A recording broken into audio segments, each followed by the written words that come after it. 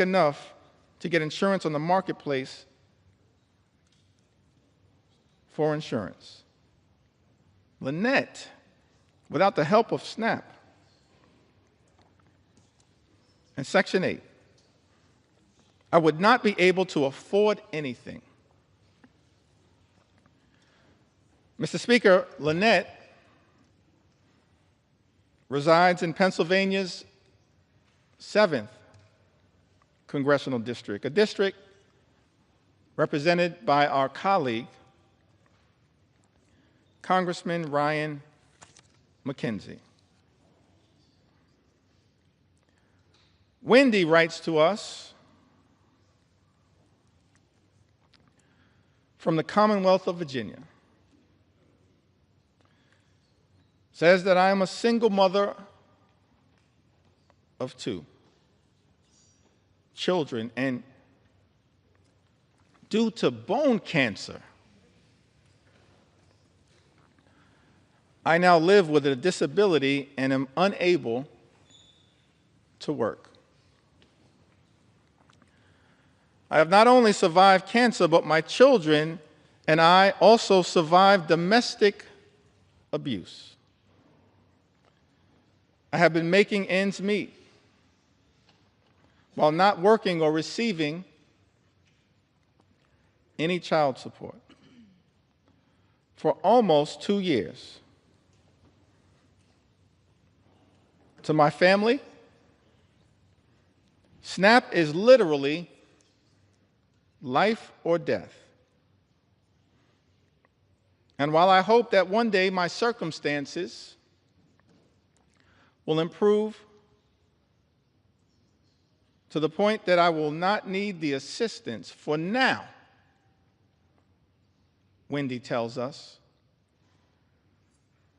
it is our lifesaver. That's what these safety net programs represent. Lifesavers for Americans in need.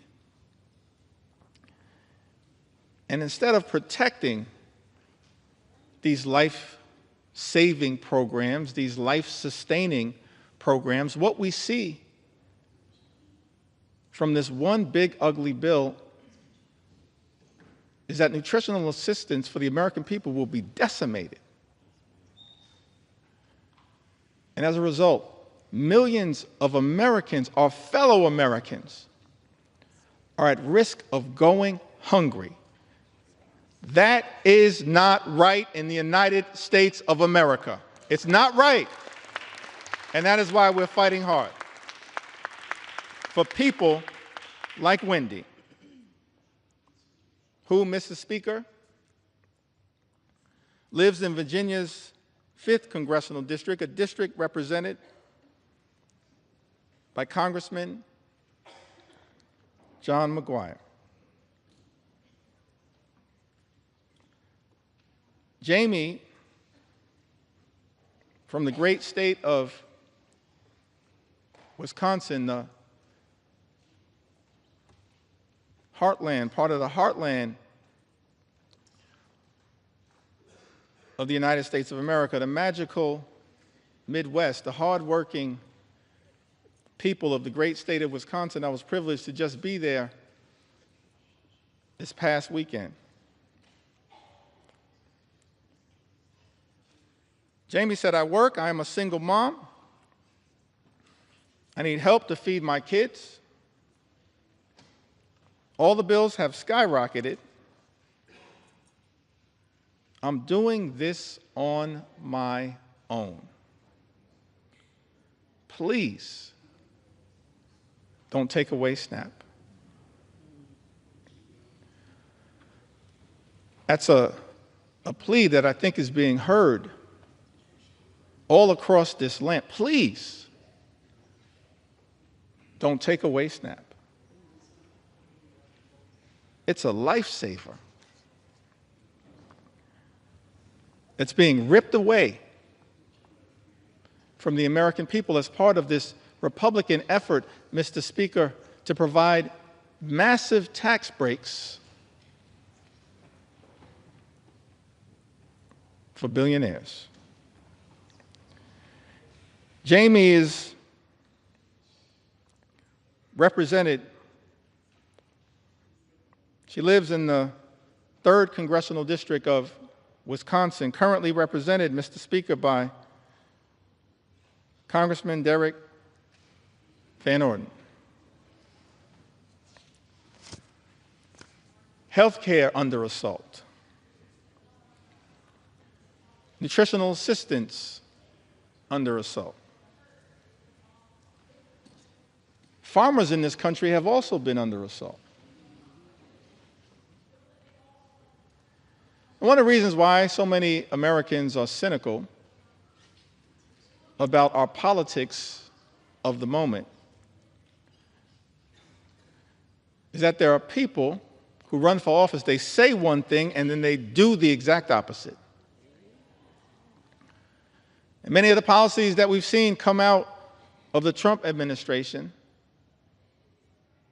are inconsistent with the rhetorical promises that were made on the campaign trail. Donald Trump and House Republicans promising to look out for people in farm country, and then supporting policies that do the exact opposite. April is from Iowa. Says that 4th-generation farmer on land her family has worked for almost 125 years in north-central Iowa. And then says, if there's all this uncertainty out there, how can we plan?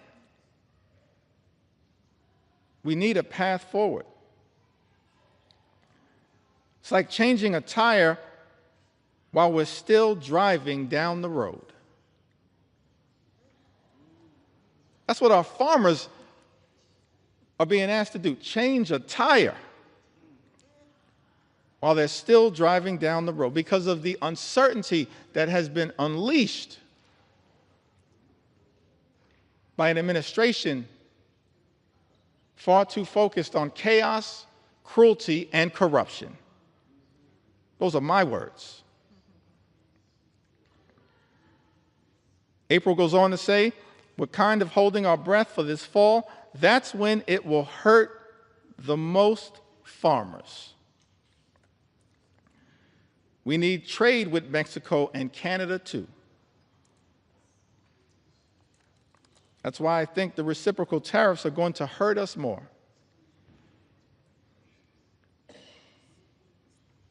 We get fertilizer from Canada. We get parts and products made in Mexico. As House Democrats, we're focused on creating more good-paying jobs, on economic strategies that make sense, that are designed to lift up the American people. But I can't find anything in this 900-plus page bill that is actually designed to permanently sustain a positive trajectory for farmers in this country and for everyday Americans. In fact, the chaotic uncertainty of the economic policies that have been unleashed by the Trump administration and complete Republican rule in Washington, D.C., will have devastating consequences for the American people and for farmers like April. John writes to us from the great state of North Carolina. He says to us, not many families can say this, black families, that is, but we've been here for over 100 years. My great-grandfather, my grandfather on both sides, and my father were all farmers.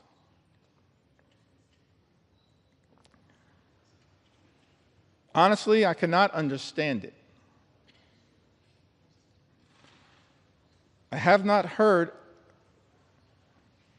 anybody from that administration that could tell me anything that makes any sense of what he's causing. John further writes, you cannot take a chainsaw and do surgery.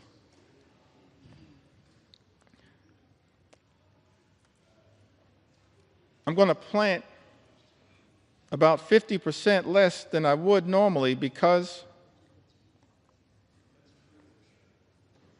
I don't know what the price is going to be.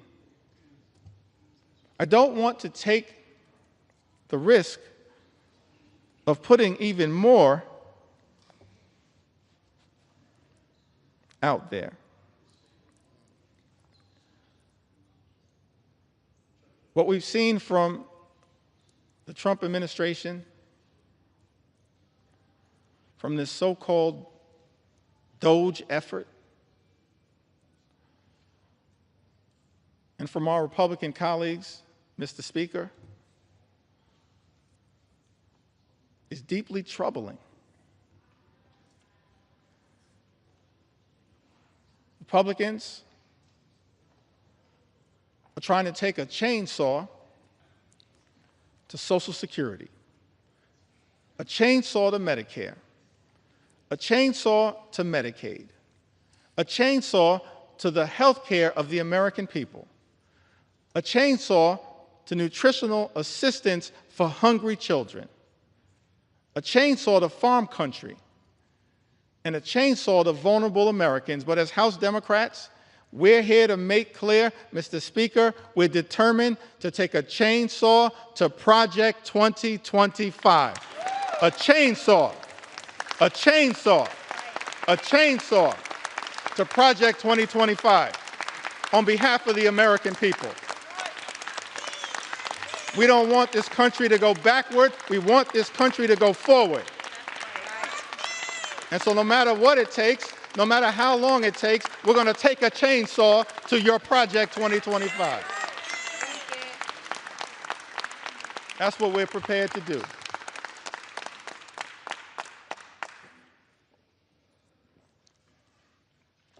Thank you, John,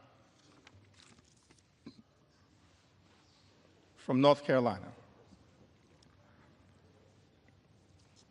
One last farmer whose voice I want to elevate at this moment. And then I'd like to have a discussion about, anchored around some of the things that our Republican colleagues, Mr. Speaker, have said during this entire process. Correspondence that has been written by Republicans as it relates to this one big ugly bill. Correspondence that I'm struggling to understand now, because it appears that almost every single House Republican is prepared to recklessly rubber stamp Donald Trump's extreme agenda and sign off on this one big ugly bill.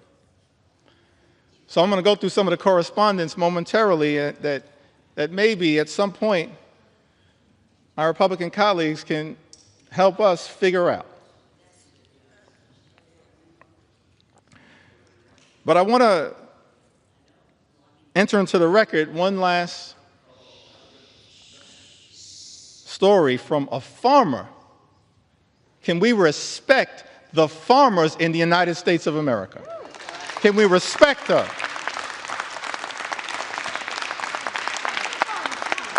We began this country as an agrarian economy. We should respect the farmers in this country as I'm telling their stories. On the eve of our 249th birthday, can we respect the farmers in this country who we're working hard to defend?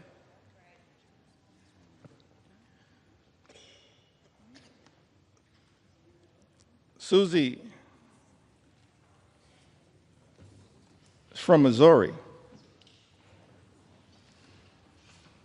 In a district, Mr. Speaker, represented by Ways and Means Chairman, our colleague, Jason Smith. She writes to us, she says that Susie and her husband, they moved back to her family farm over 2 decades ago, where they raised their children, including a son with complex medical needs who relies on Medicaid for essential therapies and care. Over the years, Susie has seen firsthand how Medicaid has been a lifeline for families like hers, especially in rural communities. A proud mother and daughter of hardworking Missourians, Susie apparently has voted for both Democrats and Republicans, and her husband is a registered Republican.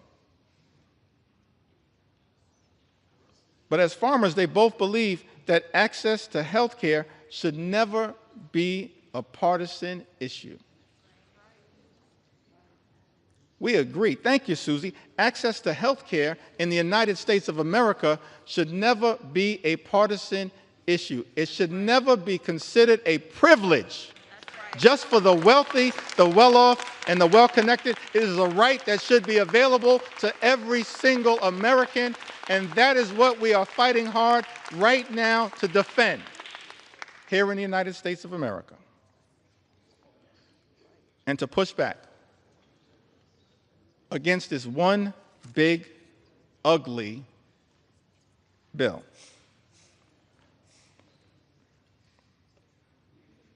As I mentioned earlier, in the time that I have remaining, I certainly want to share the story of some of our veterans. Share a few stories of some of our small business owners who will also be under assault as part of this one big ugly bill. And share the stories of hardworking and law-abiding immigrant families who also will be targeted by this one big ugly bill. But I did want to take a little time at this moment to enter into the record some of the statements that have been made, Mr. Speaker, by our Republican colleagues.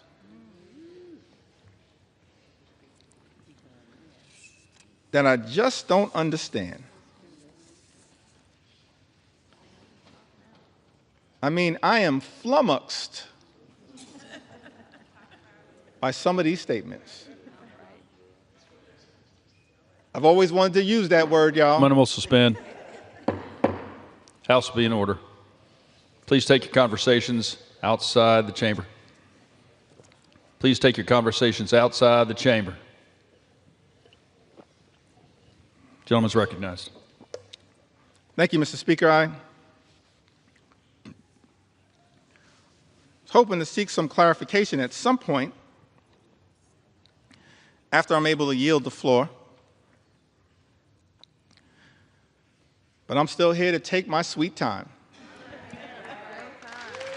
on behalf of the American people.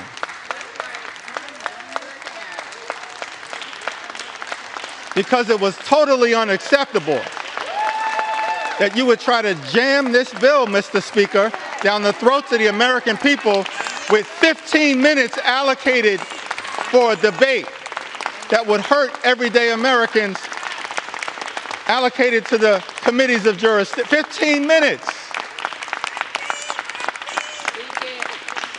And so now I'm here with my House Democratic colleagues, 4 hours in, taking our sweet time on behalf of the American people. And I'm flummoxed. Maybe it's flummoxed. As I mentioned, Mr. Speaker, I always wanted to use that word. I can't spell it, but I know what it means. I'm confused by many of these statements, so I'm trying to enter them into the record and then perhaps at some point get some clarification.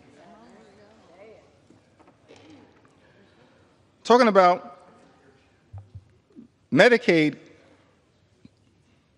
cuts, the largest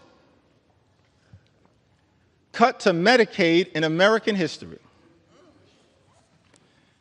Vice President said these cuts are immaterial. Are you kidding me? Immaterial? I'm perplexed, I'm astonished, I'm confused that someone who sits in the second highest office in the land would say that Medicaid cuts, $1 trillion or so of Medicaid cuts that are in Donald Trump's one big ugly bill are immaterial.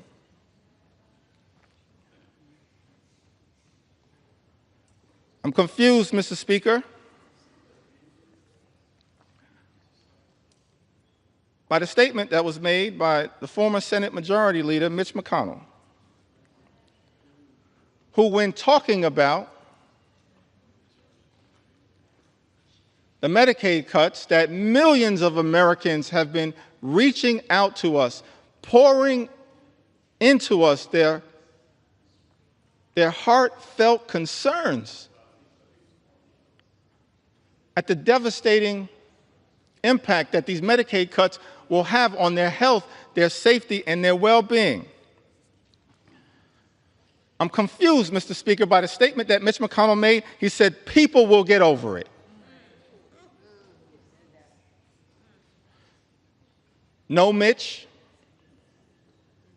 The American people will not get over it, but they will get even next November. That's what's going to happen because of these cuts being unleashed on the American people. I'm confused, perplexed, astonished, flummoxed by some of these statements. This one is a beauty. In the great state of Iowa, Senator Joni Ernst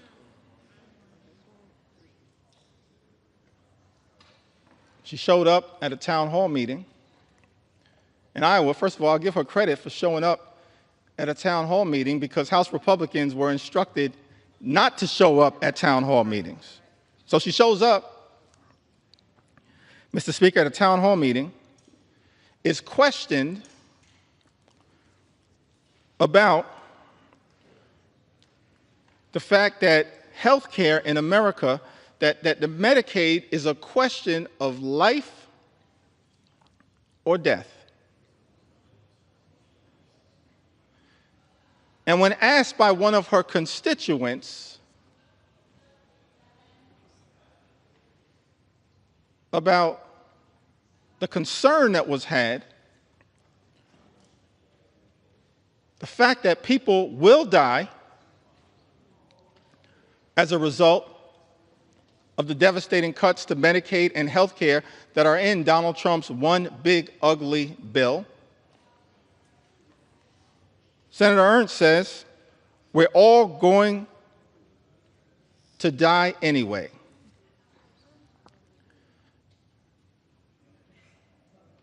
Yes, Joni, the American people understand that at some point all of us will transition. But the American people do not deserve to die as a result of the Republican cruelty that is in this legislation.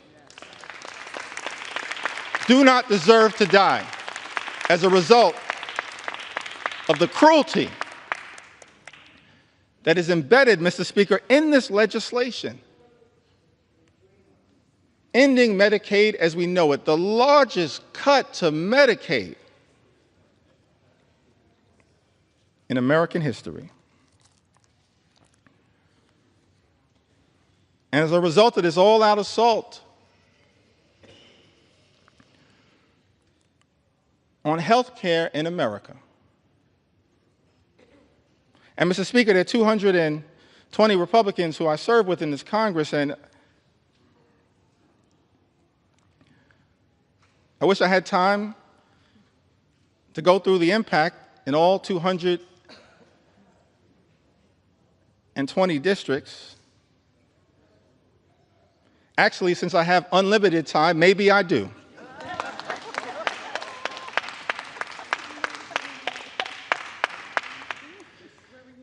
But, Mr. Speaker, I figured that, I'll start in my home state of New York.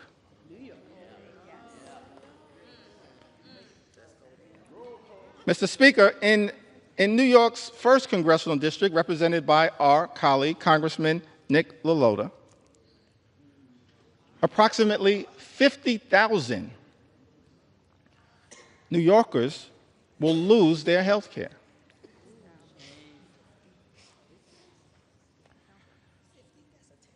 In New York's 24th Congressional District, Mr. Speaker, represented by our colleague, Congresswoman Claudia Tenney, over 30,000 New Yorkers will lose their health care.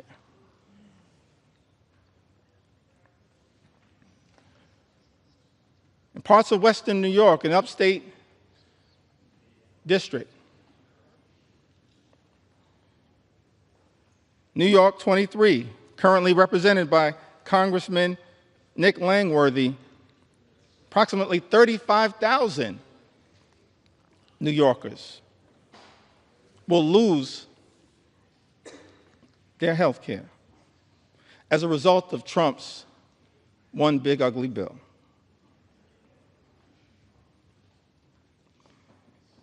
In New York 17,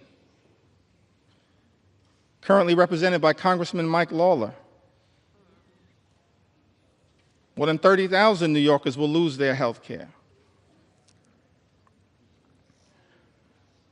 In New York 21, the North Country,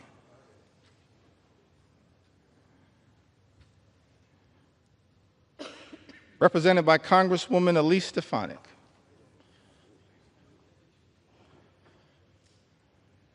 welcome back to Congress. I'm sorry it did not work out for you. That's a lesson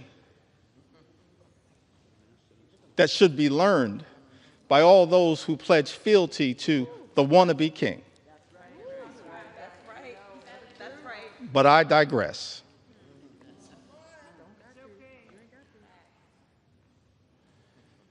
New York's 21st Congressional District, currently represented by Congresswoman Elise Stefanik, approximately 44,000 New Yorkers will lose their health care.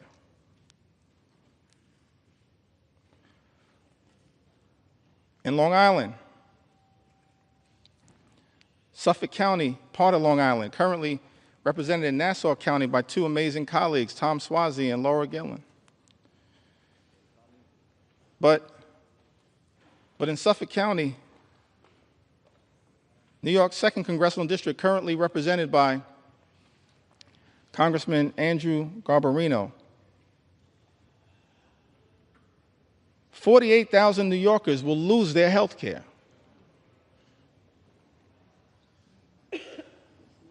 In Suffolk County, in New York's 2nd Congressional District, as a result of Trump's one big ugly bill. And in the 11th Congressional District, a district that includes all of Staten Island, a district, Mr. Speaker, currently represented by Congresswoman Nicole Malliotakis, more than 50,000 New Yorkers will lose their health care as a result of Donald Trump's one big ugly bill on Staten Island and in New York's 11th Congressional District. I don't think the Wu-Tang Clan would approve of that.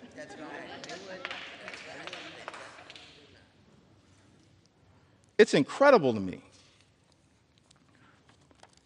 In district after district after district, Mr. Speaker, represented by my Republican colleagues, so many Americans will stand to lose their health care as a result of Donald Trump's one big ugly bill. Now, this is not just a Democratic perspective. We stand by that perspective. We'll continue to articulate that view and forcefully defend the health care of the American people, but it's not just a Democratic perspective. And so I thought that it was important that we enter into the record some of the words, Mr. Speaker, of members of the House Republican Conference who wrote directly to you, Mr. Speaker, in their own words, talking about the challenges of this one big ugly bill. February 19th of this year, in a letter written to the Honorable Mike Johnson, Speaker of the United States House of Representatives, the subject line was, "Protecting American Communities in the Budget Reconciliation Process." For all of the American people who may be watching the floor of the House of Representatives right now, that's the process that we're in. It's one big ugly bill. Mr. Speaker, Republicans chose to go down this road because Republicans are uninterested in actually trying to find bipartisan solutions to solving problems on behalf of the American people. And so we're in this budget reconciliation process that can avoid the filibuster in the United States Senate. And Republicans, Mr. Speaker, have been uninterested in trying to actually find bipartisan common ground. We're the party of common sense. Let's be clear about that. I'm going to be spending some time on the road talking about what common sense really is all about. Common sense certainly is not taking health care away from the American people. And so in this letter on February 19th, and I got a lot of statements that have been entered into the record, but I figured we'd start with this one. February 19th, Dear Speaker Johnson, as members of the Congressional Hispanic Conference, that's different than the Congressional Hispanic Caucus. The Congressional Hispanic Caucus right now is fighting hard on behalf of the health care of the American people. On the Democratic side, call that the real CHC. The Congressional Hispanic Caucus is fighting hard on behalf of the American people. But this is a letter as members of the Congressional Hispanic Conference. Mr. Speaker, as you know, these are Republicans here in the House of Representatives, and those who represent sizable Hispanic populations. We are writing to express our concerns regarding possible funding decisions stemming from the House Budget Resolutions Committee instructions advanced on February 13, 2025. Those budget instructions, by the way, were what set this whole toxic process in motion that has resulted in this moment that we find ourselves in right now on the floor of the House of Representatives, connected to this one big ugly bill. And in this letter, It says that while we fully support efforts to rein in wasteful spending and deliver on President Trump's agenda, let me park right there parenthetically for a moment. Nothing in this bill is about waste, fraud, and abuse. Nothing is doing anything meaningful about waste, fraud, and abuse. The letter continues, it is imperative that we do not slash programs that support American communities across our nation. It then goes on to say that the House budget resolution proposed $880 billion in cuts to programs under the jurisdiction of the House Committee on Energy and Commerce, with Medicaid expected to bear the brunt of these reductions. Their words, not our words. Nearly 30% of Medicaid enrollees are Hispanic Americans, and for many families across the country, Medicaid is their only access to health care. Slashing Medicaid would have serious consequences, particularly in rural and predominantly Hispanic communities, where hospitals and nursing homes are already struggling to keep their doors open. Mr. Speaker, these are members of the House Republican Conference warning about the devastating impacts of this one big, ugly bill. It goes on to say that the House Committee on Education and the Workforce has been tasked with cutting $330 billion where federal aid for higher education, such as Pell Grants, may be a target for reductions. Once again, let me park right there parenthetically to make the observation. This bill also assaults higher education in the United States of America. That's a disgrace. And Mr. Speaker, members of the House Republican Conference predicted that that would occur. Their words, not our words.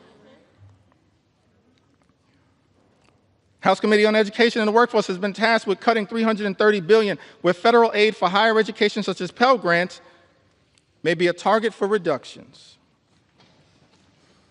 Hispanic students make up a significant share of Pell Grant recipients, many of whom are first-generation college students, striving for a better future for themselves, their families, and our nation. If we are serious about empowering the next generation and strengthening our workforce, we must facilitate and not undermine opportunities that help students succeed. Finally, the House Committee on Agriculture has been directed to cut $230 billion. And then, Mr. Speaker, our Republican colleagues go on to write, while we fully support efforts to eliminate fraud, waste, and abuse, by the way, that's all fake, we support a federal government that's effective, that's efficient, that's equitable, that eliminates waste, fraud, and abuse. That's not what this bill is all about. But it goes on to say, while we fully support efforts to eliminate fraud, waste, and abuse, we must ensure that assistance programs such as SNAP remain protected. I mean, I'm just confused. Remain protected as nearly 22% of Hispanic families rely on this critical program. as a temporary safety net during difficult times. And then this letter concludes, written to you, Mr. Speaker, by the Congressional Hispanic Conference. Hispanic Americans are the future of the Republican Party. I'll reserve judgment on that statement. As House Democrats, we're going to fight for every single community in the United States of America, including the Hispanic community. Every single community. We want every single community to experience the good life, to afford to be able to live the good life. That's what we want. For every single community, good paying job, good housing, good health care, good education for your children, and a good retirement. That's what we want for every community. But the Congressional Hispanic Conference, they write, in closing to you, Mr. Speaker, that these Hispanic Americans are closely watching to see if we will govern in a way that honors their values and delivers results.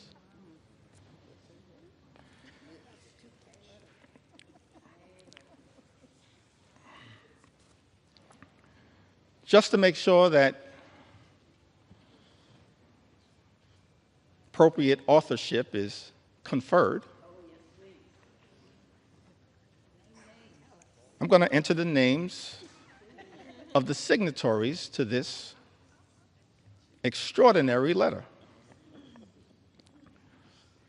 Mr. Speaker, Tony Gonzalez, Nicole Maliatakis, Monica de la Cruz, David Valadeo, who represents more Medicaid recipients than any other member of Congress, Juan Ciscomani,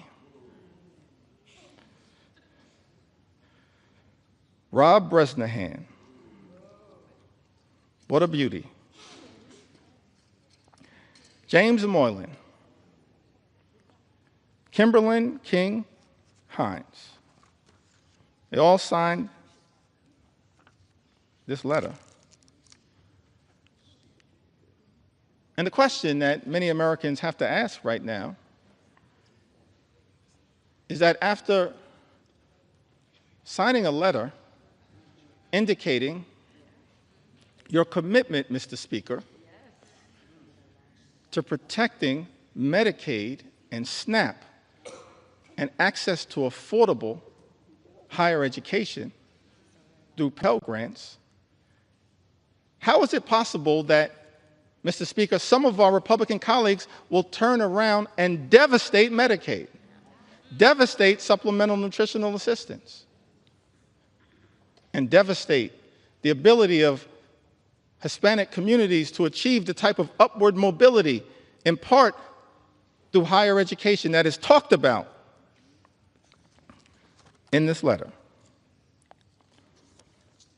That letter was written in February. And then we go to March. Can I talk about it?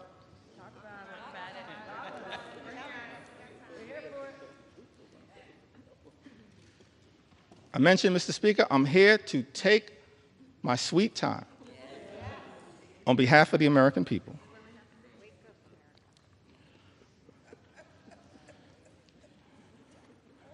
And so on March 9th, there's a letter that's written to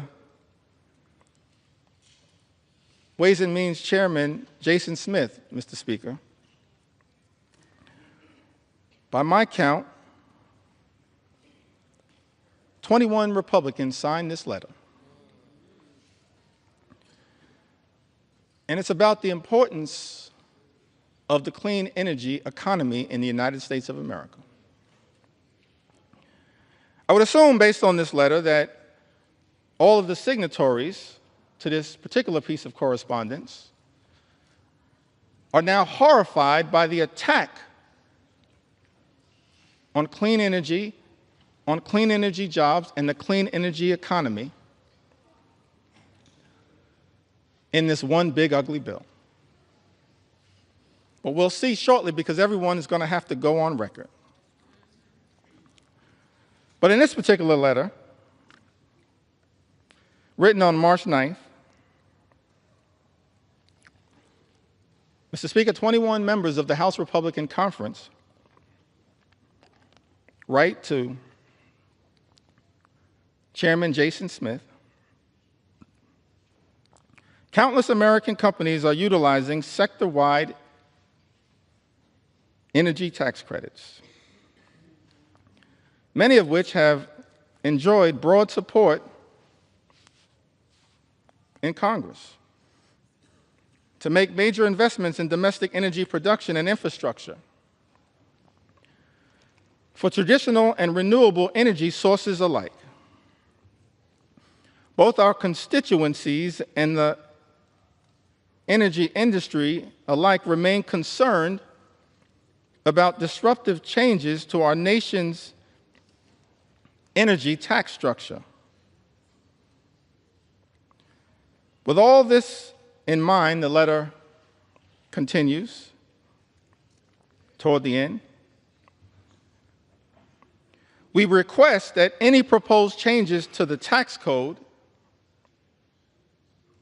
be conducted in a targeted and pragmatic fashion that promotes conference priorities without undoing current and future private sector investments, which will continue to increase domestic manufacturing, promote energy innovation, and keep utility costs down. I mean, the language that was chosen there is pretty interesting, but the translation is protect the clean energy economy. That's what this letter was all about. Written by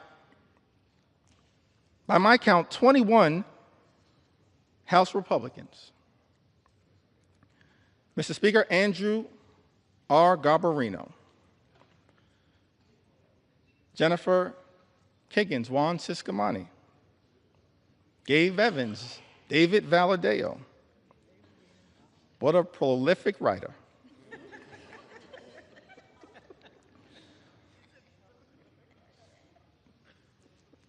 Mark Amadei, Michael Lawler, Young Kim, Don Bacon, Vince Fong, Jeff Hurd, Tom H. Kane, Jr., Nick LaLota,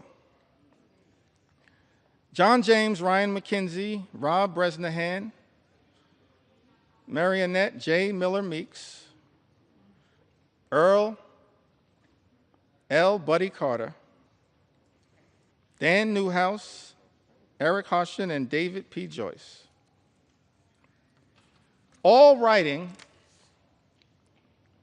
in support of a clean energy economy. We as House Democrats, we know that there's an all-of-above approach that is underway right now, but we support wind and solar energy, renewable energy, because renewable energy is cheaper energy, and cheaper energy means reducing the high cost of living for everyday Americans. That's what we as House Democrats support.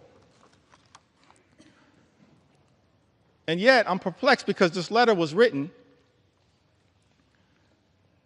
but the one big ugly bill represents an extraordinary and unprecedented assault on clean energy and cheaper energy in the United States of America. Mr. Speaker, I asked the question, what are those 21 Republicans going to do when it comes to voting for this one big ugly bill?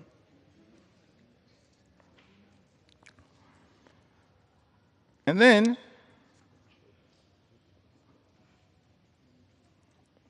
we've got another letter in April. So we've got a February letter, a March letter, an April letter. Quite elegant with these letters. April 14th, 2025, this is correspondence written by 13 House Republicans, Mr. Speaker, written to you and Steve Scalise, Majority Leader, written to Tom Emmer, the Majority Whip, and written to Brent Guthrie, the Chairman of the Energy and Commerce Committee. It says, as members of Congress who helped deliver a Republican majority, many of us representing districts with high rates of constituents who depend on Medicaid, we would like to reiterate our strong support for this program. By the way, a program that the one big ugly bill now will cut and devastate, gut, Mr. Speaker, by almost $1 trillion. In this letter, 13 Republicans say we would like to reiterate our strong support for this program that ensures our constituents have reliable health care. Balancing the federal budget must not come at the expense of those who depend on these benefits for their health and economic security. Mr. Speaker, that's their words, not our words.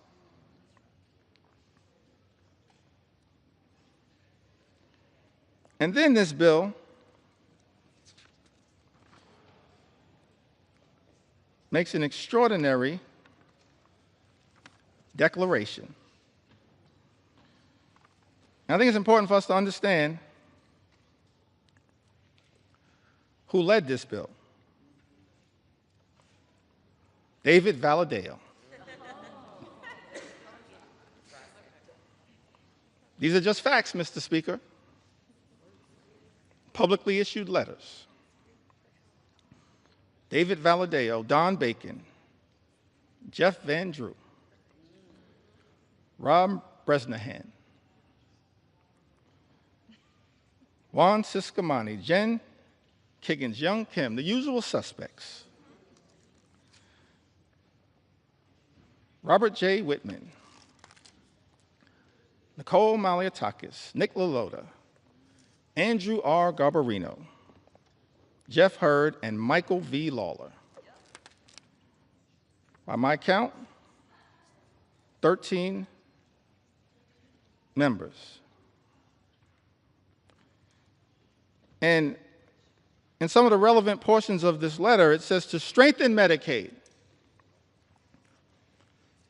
we urge you to prioritize care for our nation's most vulnerable populations. Our constituents are asking for changes to the healthcare system that will strengthen the healthcare workforce, offer low-income, working-class families expanded opportunities to save for medical expenses, support rural and underserved communities, and help new mothers.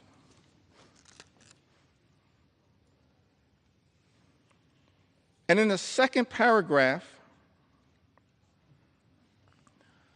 of this letter dated April 14, 2025, Mr. Speaker, these 13 members of the House Republican Conference make this extraordinary representation. It says, however, we cannot and will not support a final reconciliation bill that includes any reduction in Medicaid coverage for vulnerable populations. This bill represents the largest cut to Medicaid in American history. It will devastate vulnerable populations all across America. And so the reality is, all 212 House Democrats are going to stand up and protect the health care of the American people. We're going to protect the Medicaid of the American people against this assault on vulnerable communities. And I'm looking forward to all 13 of you joining us to protect the health care of the American people that you represent. That's the promise, Mr. Speaker, that your Republican colleagues made in this April letter. What's changed? We're looking forward to all 13 Republicans in this letter joining us to protect the Medicaid of the American people.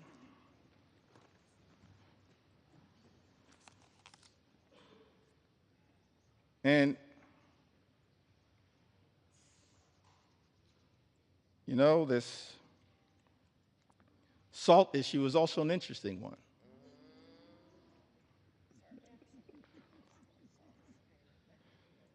Statement was issued on May 8th from my colleagues in the New York delegation: Elise Stefanik, Andrew Garbarino, Nick LaLota, Mike Lawler. Just facts right now. Big talk about standing up to protect the state and local tax deduction. And what's interesting, let's make sure we set the record straight here.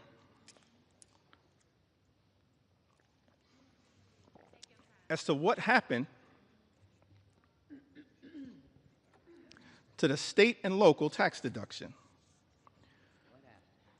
which impacts millions of hardworking American taxpayers all across the country, including in the districts represented by the individuals that I just named. The state and local tax deduction was decimated, Mr. Speaker, by Donald Trump, House Republicans, and Senate Republicans in 2017 in connection with the GOP tax scam that callously and unnecessarily imposed a $10,000 cap, wiping away thousands of dollars a year for hardworking American taxpayers. Republicans did that. Mr. Speaker, let's set the record straight. And so, Mr. Speaker, there are people in this chamber claiming to be saviors. Saving what? From the devastation that Republicans have wrought by decimating the state and local tax deduction? And you know what's interesting about this is that people who are against this claim that the state and local tax deduction is subsidizing states in certain places to the detriment of others. But every single state that suffered from the Republican effort, Mr. Speaker, under Donald Trump's presidency in 2017 to decimate the state and local tax deduction, every single state is a donor state, sends more money to the federal government than we ever get back in return. A donor state. Some people in this town running around misrepresenting the facts. We're okay to be a donor state. But don't lie to the American people about the reality of the state and local tax deduction. And then you have this extraordinary statement on May 8th, big talk, no action.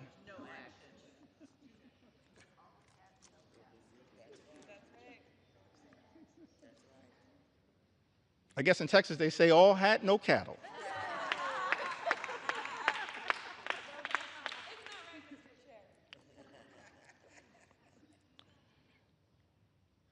And so that brings us to this letter that was written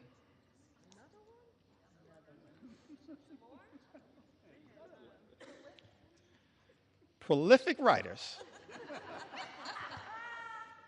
Mr. Speaker, in the House Republican Conference on June 6th. I'm really confused by this combination of this particular letter, followed by an interesting statement that was made after the Senate passed Donald Trump's One Big Ugly Bill by Lisa Murkowski. And maybe somebody, Mr. Speaker, can help me reconcile these statements. Because all of us in the House and in the Senate were independently elected to stand up on behalf of our constituents in the chambers that we serve in. I'm going to get back to that point momentarily. So in the House, we passed this One Big Ugly Bill initially in late May. It devastated Medicaid, devastated nutritional assistance,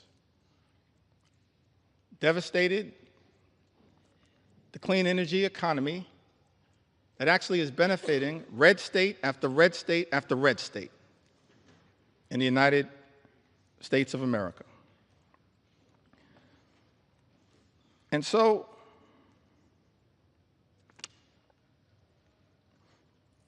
members of the House Republican Conference wrote to Majority Leader Thune and Chairman Crapo. This is after passing a bill in the House of Representatives that devastated the clean energy tax cuts that they are talking about in this letter on June 6th.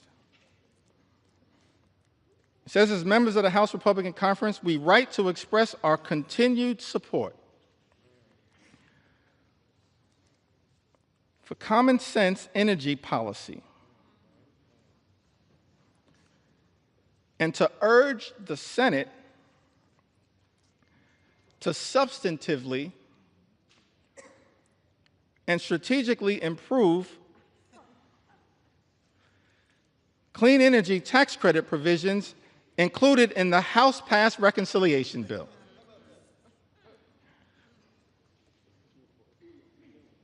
I mean, what is happening right now? Maybe I don't understand the legislative process. So in this letter,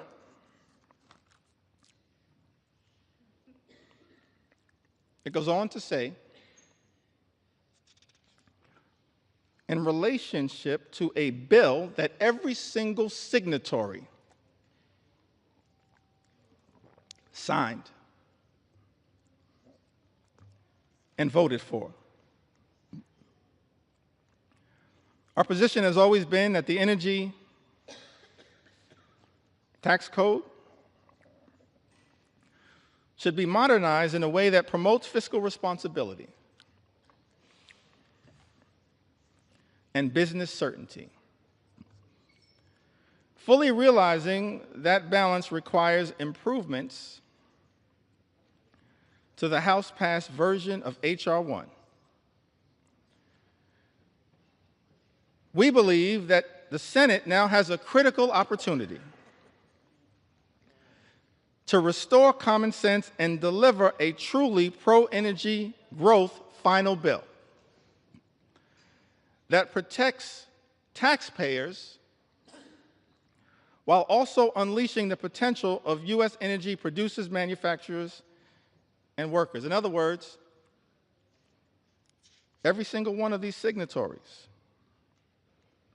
Jen Kiggins, Brian Fitzpatrick, Juan Ciscomani, Nick LaLota, Mike Lawler, Andrew Garbarino, Don Bacon, Mark Amended, Gabe Evans, Young Kim, David Valadao,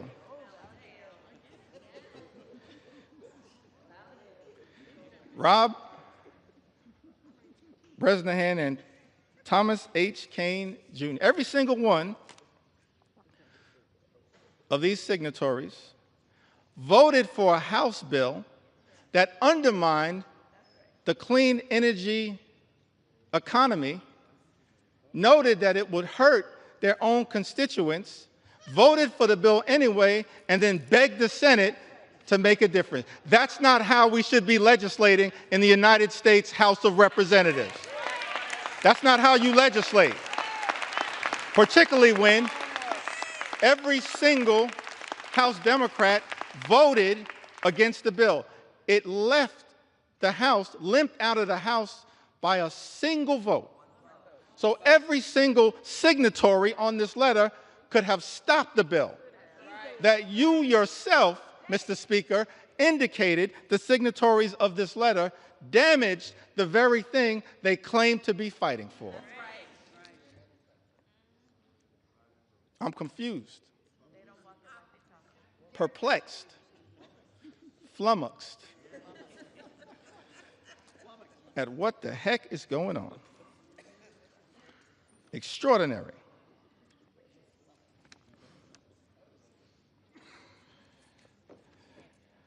I mean, I'm just overwhelmed by the amount of correspondence. I had to just pick out the ones that were most extraordinary to make sure that they were entered into the record. The most recent one on the subject of Medicaid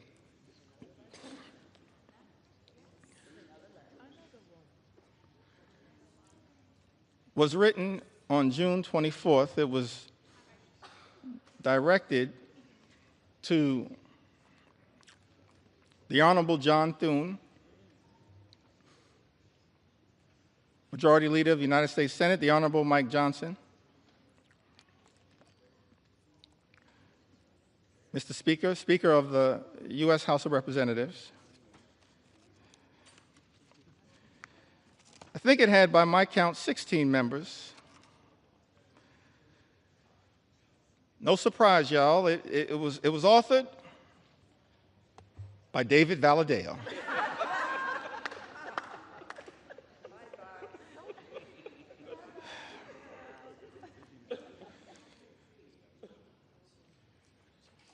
I mean, these letters can make up a book, Mr. Speaker.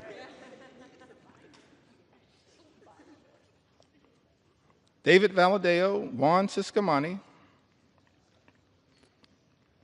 Rob Bresnahan. Mr. Speaker, these are just facts.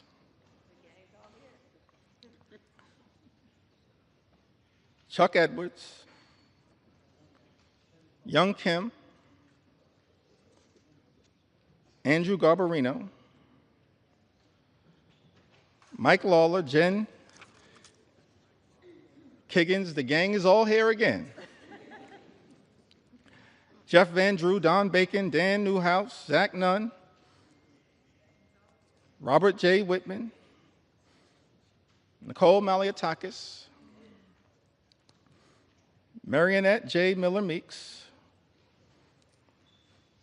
and Jeff Hurd. 16 members, Mr. Speaker, of the House Republican Conference, in a letter written to you, Mr. Speaker, and the Honorable John Thune, Majority Leader of the United States Senate on June 24th, and here's the most extraordinary statement that was written in this letter. In the second to last paragraph, I think we call that the penultimate paragraph. In the second to last paragraph, it says, protecting Medicaid is essential for the vulnerable constituents we were elected to represent. Therefore, we cannot support a final bill that threatens access to coverage or jeopardizes the stability of our hospitals and providers. Mr. Speaker, 16 members of the House Republican Conference, who just a few days ago made clear on the record that they will not support devastating cuts to Medicaid. 16 members. All we need, Mr. Speaker, are 4 Republicans from this group to join us, and we can stop these devastating cuts to Medicaid. Join us. Join us. Join us. We welcome you with open arms into the warm embrace of members of Congress who are here to protect the health care of the American people. Just 4 y'all, we welcome you with open arms into the warm embrace of members of Congress determined to protect the health care of the American people. All we need are 4. And so many of y'all are on record. So as I conclude this section of this particular presentation, and we still got some ground to cover, we're going to continue as House Democrats to take our sweet time on behalf of the American people, because the issues are too significant to ever walk away from. I just want to turn to a statement that was issued by Senator Lisa Murkowski. I want to give some love to the other side of the Capitol.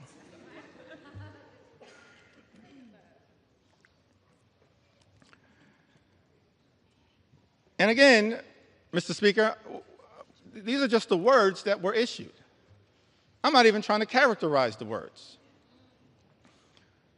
But the American people need to hear these words from the people that were sent to Congress to protect their interests. Senator Lisa Murkowski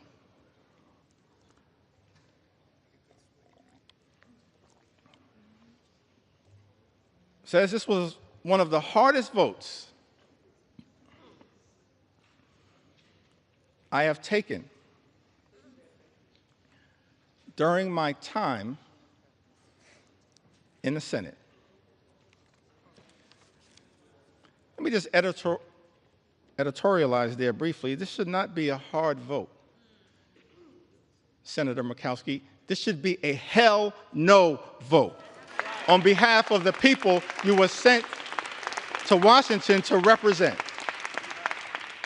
It's a hell no vote for us because we're standing up on behalf of the American people. It should be a hell no vote.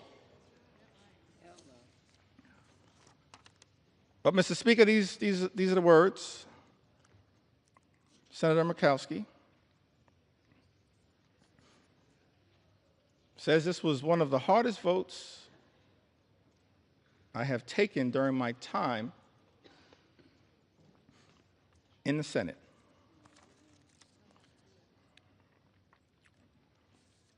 And then she keeps it real. As far as I can tell, she says, But let's not kid ourselves. This has been an awful process. Mr. Speaker, those are the words of a Republican senator, not us. This has been an awful process, a frantic rush to meet an artificial deadline that has tested every limit of this institution.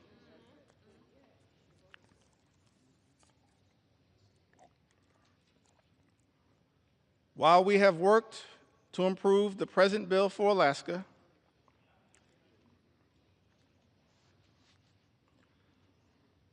it is not good enough for the rest of our nation. And we all know it.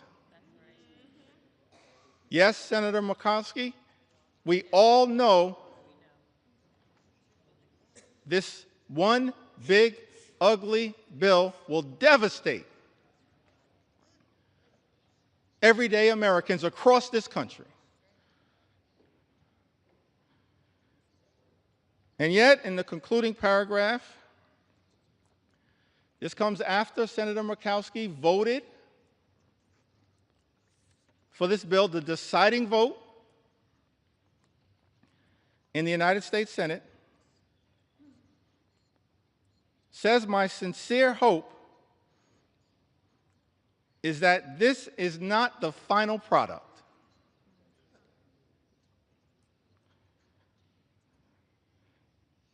This bill needs more work across chambers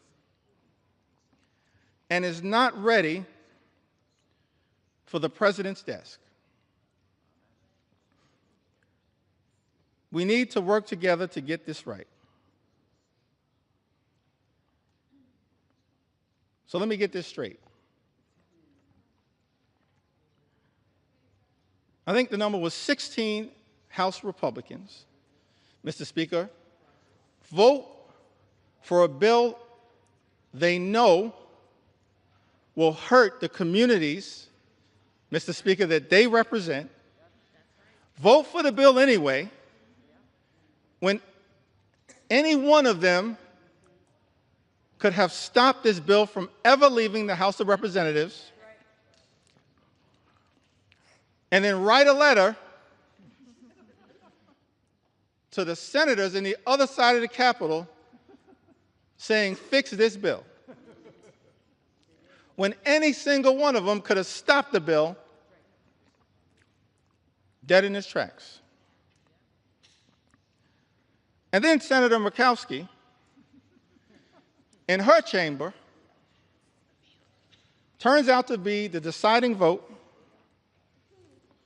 for a bill that she says, Mr. Speaker, is not good enough for the rest of the nation, and we all know it, votes for it anyway, and then begs the House to fix the bill. That is not how the people's business should be done in the United States Congress. We have a responsibility to stand up for what is right and stand up for what is right in the chamber that we serve in. That's what we should all be doing. And so our House Republican colleagues, Mr. Speaker, have one last opportunity to join us as Democrats, every single Democrat who's going to stand up and protect the health care of the American people, stand up and protect the nutritional assistance of the American people, stand up and protect our farmers, stand up and protect our veterans, stand up and protect the clean energy economy, stand up to protect our public schools.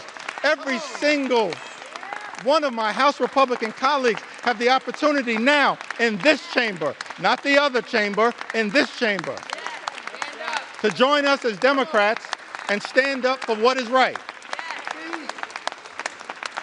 The eyes of America are watching. Started this process, Mr. Speaker, 3:28 in the morning, this debate. Took to the House floor, maybe an hour and a half after that. And we still have a lot to say. On behalf of the American people. for such a time as this. Every single one of us have an opportunity to stand up for what is right here in the United States of America. I want to speak for just a few moments about some of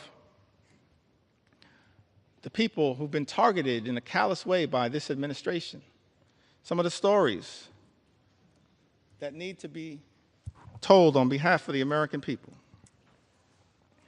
I mentioned, of course, Mr. Speaker, throughout this process, we have been thankful for the stories shared by everyday Americans who went to bed last night fearing the worst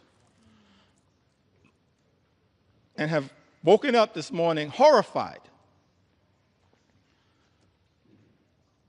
by Donald Trump's one big ugly bill that will hurt everyday Americans and rewards billionaires with massive tax breaks that will serve to devastate the social safety net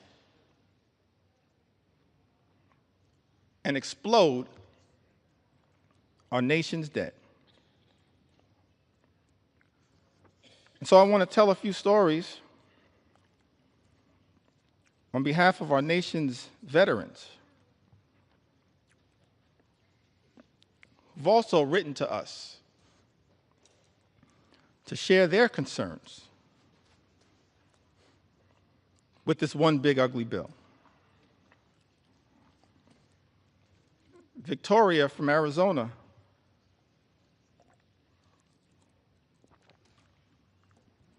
wrote to us, Mr. Speaker, said, "My husband and I are patriots. We are both Army veterans who were disabled as a result of our service. We have 5 children and run a small electrical contracting business. We live on a fixed income and, like most families, have struggled with rising costs. One of our sons is adopted. He is a wonderful, loving 7-year-old who has autism and ADHD. He qualifies for Medicaid because he was adopted, and it has been the saving grace for his health and well-being. Medicaid is the reason we were able to get his formal diagnosis of his autism and ADHD.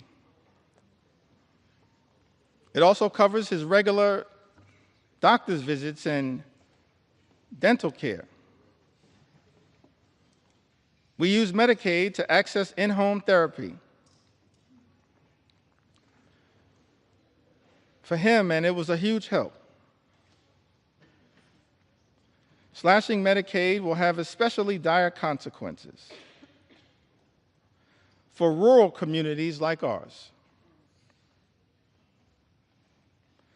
Forcing hospitals to close. Health resources are already slim in our area. And then this Army veteran writes, President Trump is causing enormous stress and hardship for families like mine. He and his billionaire friends don't need more tax breaks. It's outrageous. The last thing we should even be considering is cutting Medicaid. These programs are lifelines. We agree with you, Victoria. She lives in Arizona's 6th Congressional District.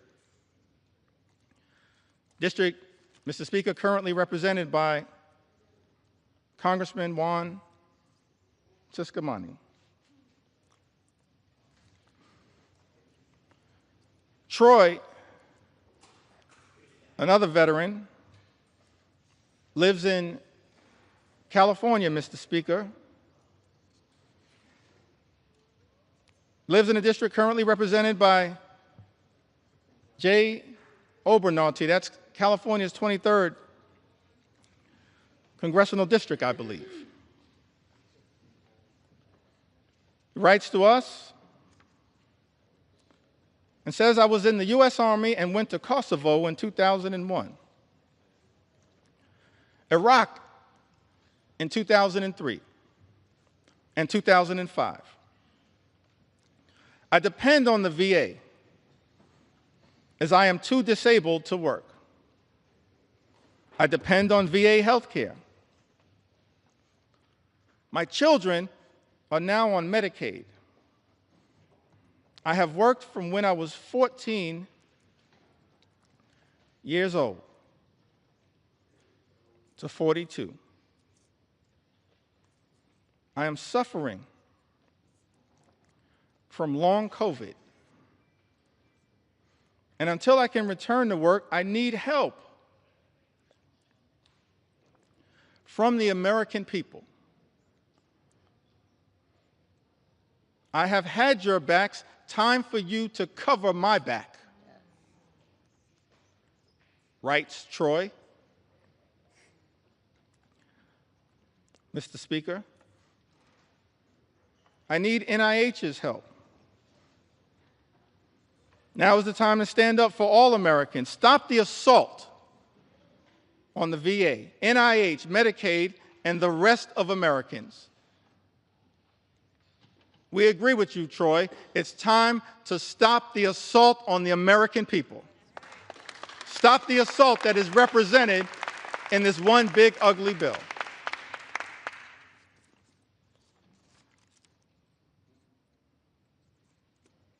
Christy, another veteran, wrote to us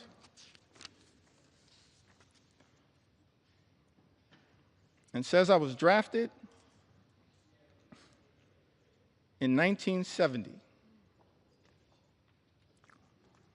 My choice was incarceration or militarization. So I enlisted in the Navy and became a Navy corpsman serving on the USS Long Beach, CGN-9, and her Marine detachment, where I was assigned to the 3rd Marines, 1st Medical Battalion. I was blessed. I lived through 2 tours, giving medical care to my shipmates. Every other day, I was assigned to flight ops to transfer or pick up the wounded and dead Marines from shore to ships waiting offshore about 8 miles. I hated the smells of war. This veteran writes, death and misery were my constant companions. The war left me unsettled, mentally and morally corrupt. For 50 years, I have suffered with my PTSD, which went undiagnosed for years. After 12 years of VA therapy and working hard for my soul to be repaired, I find myself living alone and isolating from others. And I am one of the lucky ones, thanks to the care I have received from the VA. Veterans pouring out their heart and their soul, sharing their anxiety. with all of us, urging this Congress to do something, to stand up on behalf of the veterans who are going to be hurt by this one big, ugly bill, devastated by this one big, ugly bill.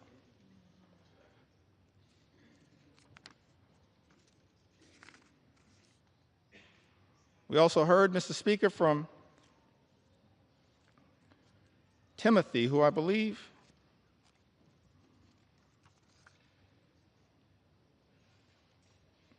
may have written to us from the Commonwealth of Kentucky. He says, "My name is Timothy.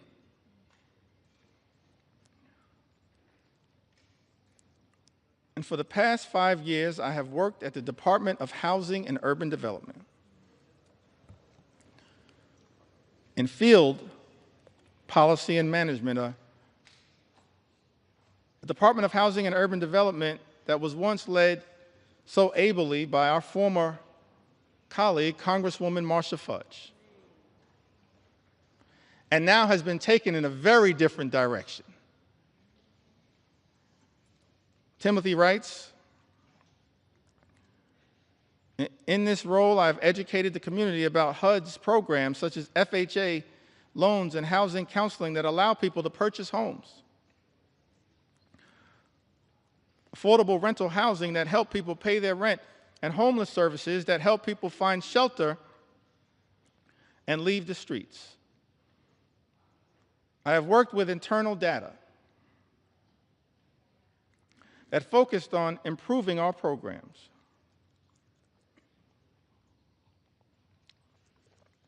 Most recently,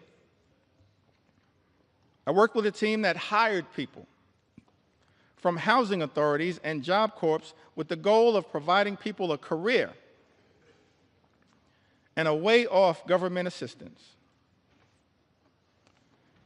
Those incredible people, along with myself, have been fired by Elon Musk's Doge.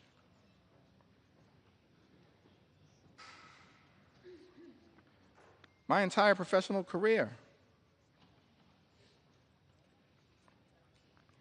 I have taken jobs that I considered bigger than me. I served in the military, both enlisted and as an officer. I deployed and am now a disabled vet with a rating of 90%. After the military, I focused on giving back and challenging myself in a way while continuing a job that was bigger than myself, so I joined the Peace Corps. Served in Ukraine for years, working as a youth development volunteer. Now as a HUD employee, I'm being fired by an unelected official and being called lazy by my president. I want to know why Elon Musk has this power and authority and why our elected officials are not doing more to stop it. I have served this country and the government my entire life because I love my country. Why is this happening? Tim writes to us. That is such an important question, Mr. Speaker.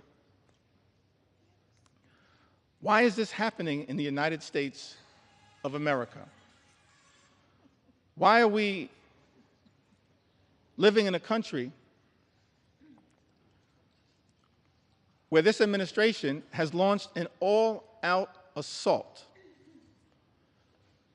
on veterans in the United States of America, firing veterans like Tim in the United States of America, jeopardizing services from the VA, earned benefits that these veterans are entitled to because of their extraordinary service. Men and women in uniform who serve this country Mr. Speaker, benefits that they've earned, and now find themselves in the legislative line of fire from their own government, their own country, and stand to be hurt in such an extraordinary way by this extreme Republican budget, this one big, ugly bill. We're here on the House floor, Mr. Speaker, to say to Tim and every single veteran who put on the uniform, every single man and woman who served this country,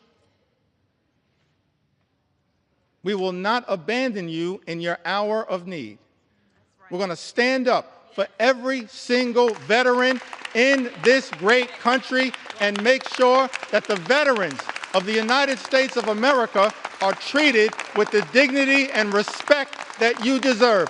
That is our promise to each and every veteran in the United States of America, and that's why, Mr. Speaker, we stand in strong opposition to Donald Trump's one big ugly bill. An all-out assault here in the United States of America, an extraordinary assault. An assault on the economy, an assault on our veterans, an assault on farm country, an assault on healthcare, an assault on nutritional assistance. And of course, this one big ugly bill and the Trump administration, I wish it was not so. Because at the beginning of this Congress, Mr. Speaker, I stood right where you stand right now and said in my first remarks to this Congress and the American people that as Democrats, we were prepared to find common ground on any issue to make a difference in the lives of the American people we all represent. But then, Mr. Speaker, beginning on January 20th, a flood of extremism, the likes of which have never before been seen in the United States of America, has been unleashed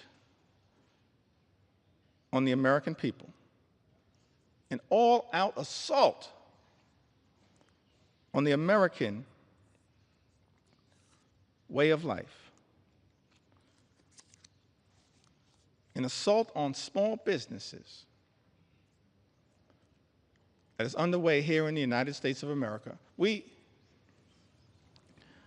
should all recognize that small businesses represent the heart and soul of the American economy. And if we're going to stand up for any group of people here in the United States of America, in addition to our veterans, our men and women in uniform, and I'm proud that I stand here as the son of someone who once wore the uniform. My father, he's in heaven right now. Marlon Jeffries grew up in Newark. His nickname was Pudding. One of my regrets is that I never got to ask him, how did he get the nickname Pudding?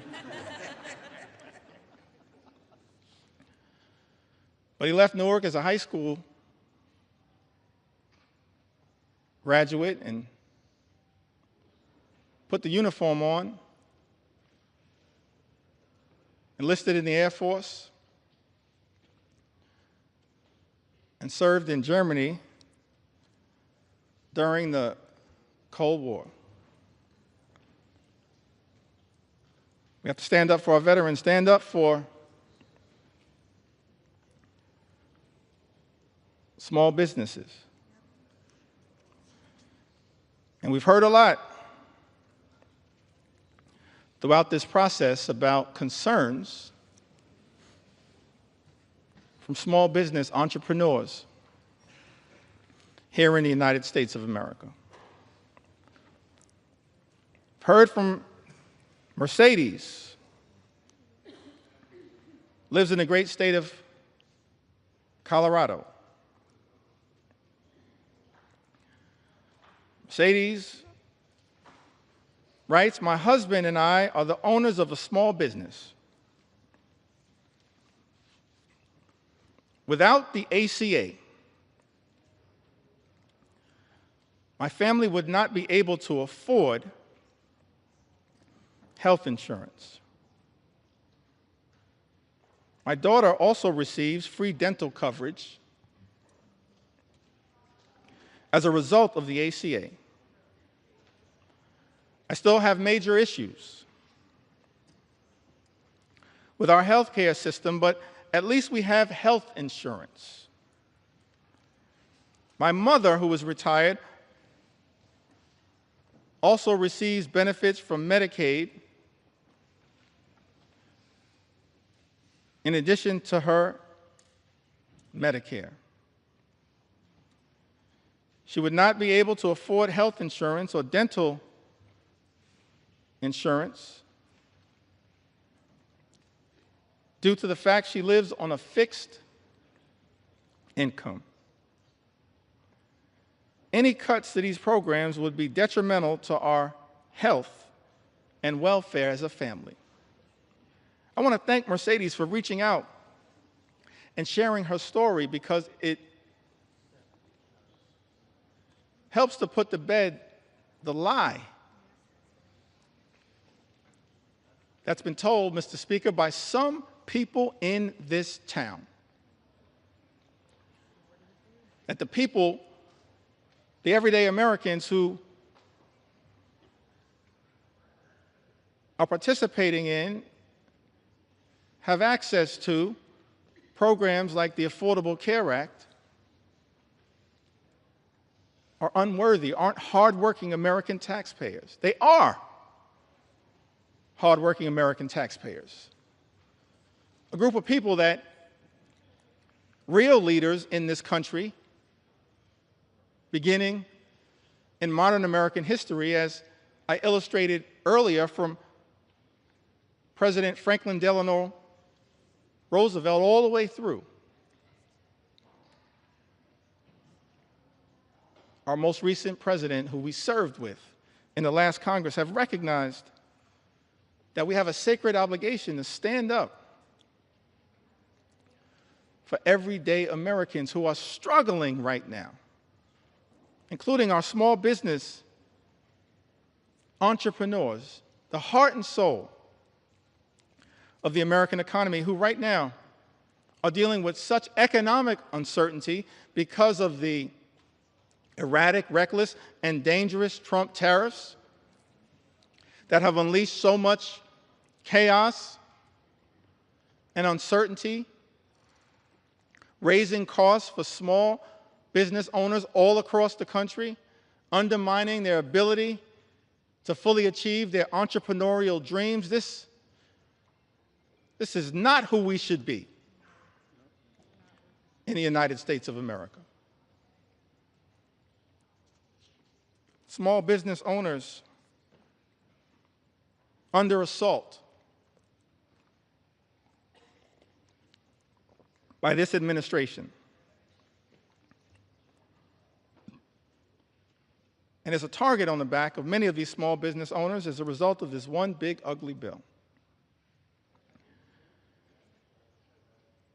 Janice wrote to us. She's from the great state of Michigan, the heartland of our country. So thankful to all the members of the Michigan delegation and what they represent.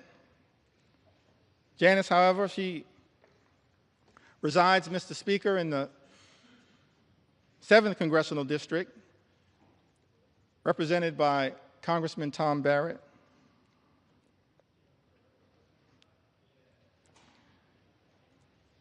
Says that small business owner, mother, ACA recipient in Michigan, who recently spoke about how Trump's tariffs would potentially force her to close her business, which has given her family a livelihood for a decade and helped put 2 children through college. I just don't understand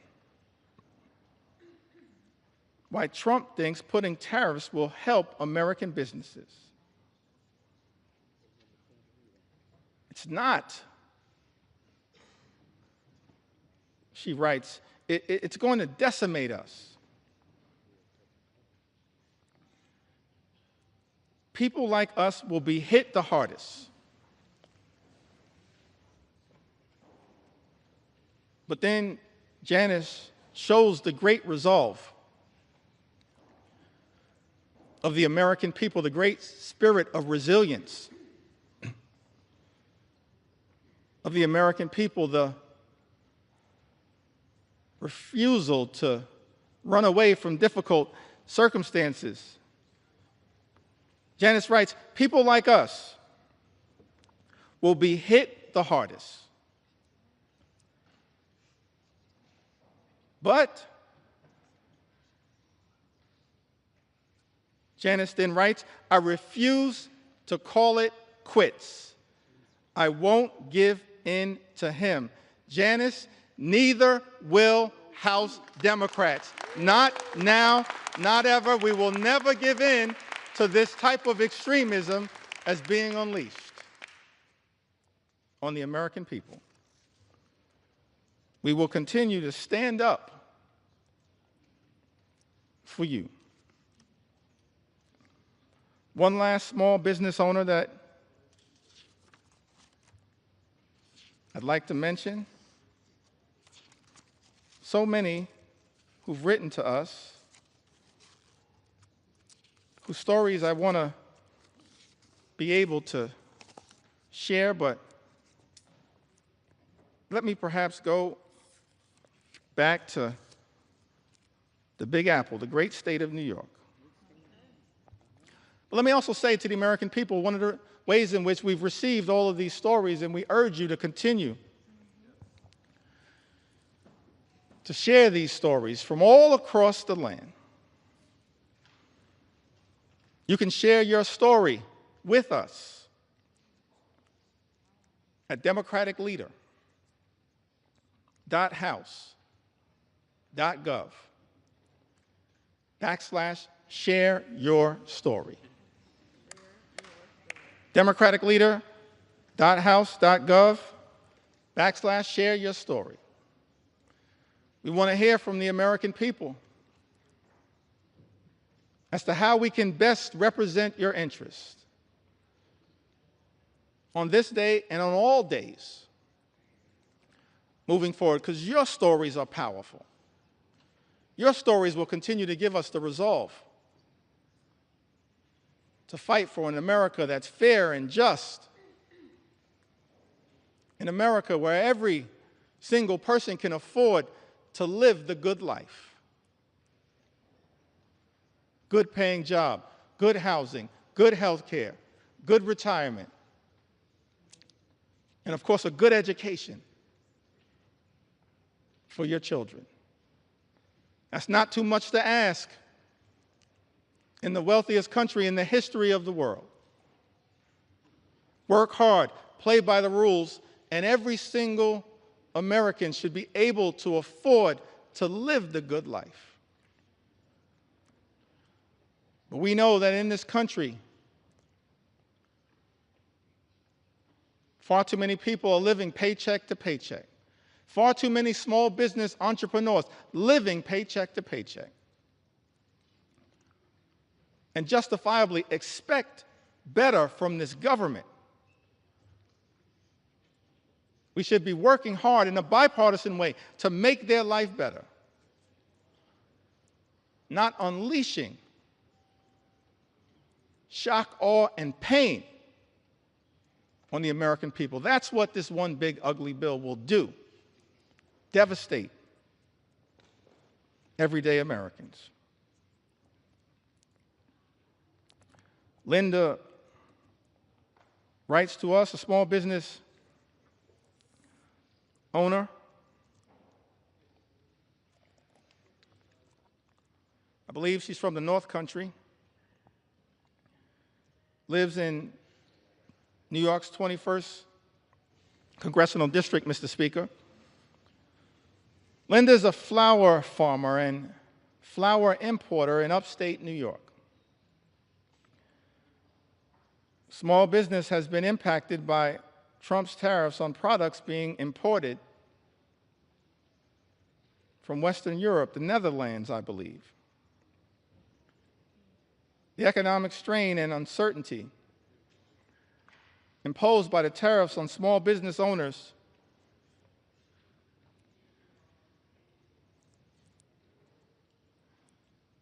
operating on slim margins has caused Linda and her customers to incur additional expenses.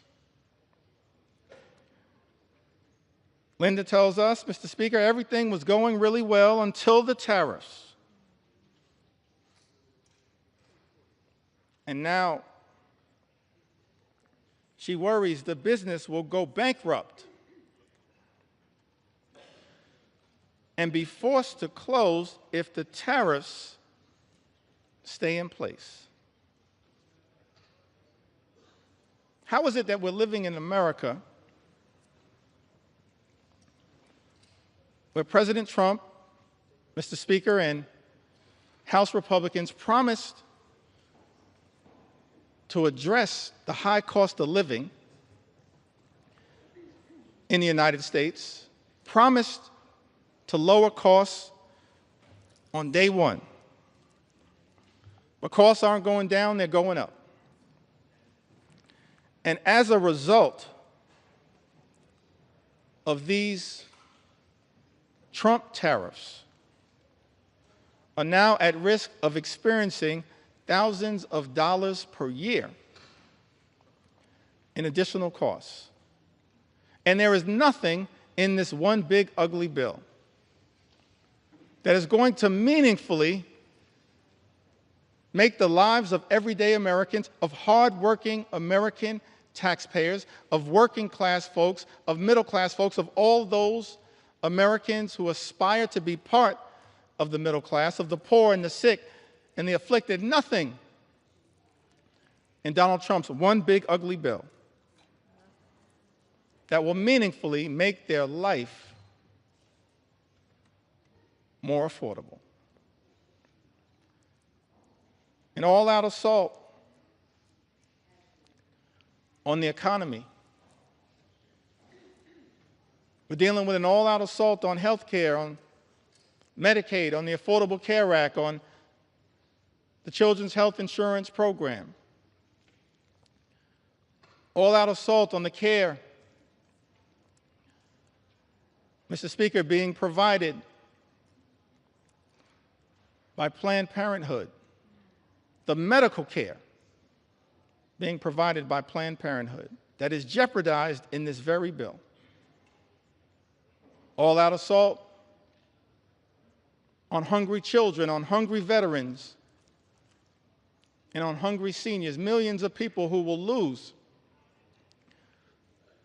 their nutritional assistance, will go hungry. Food is being ripped out of their mouths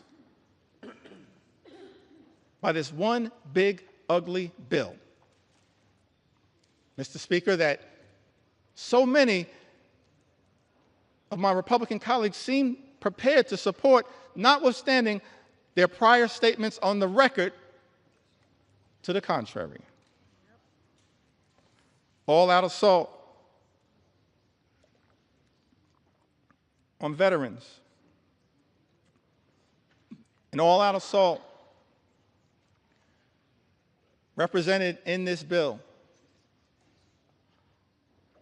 on small business owners and entrepreneurs who are the heart and soul of our economy. And this bill also represents an all-out assault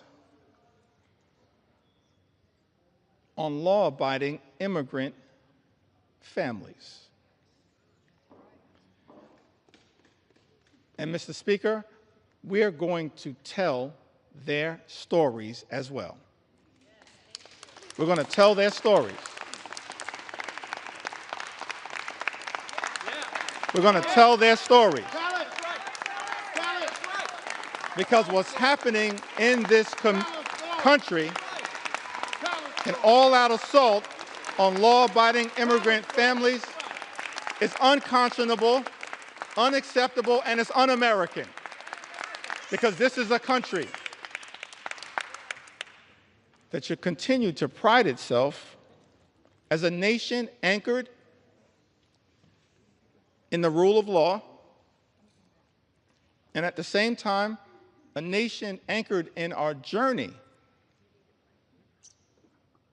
as one of immigrants from all over the world. And we should never abandon that journey. We're approaching the 249th birthday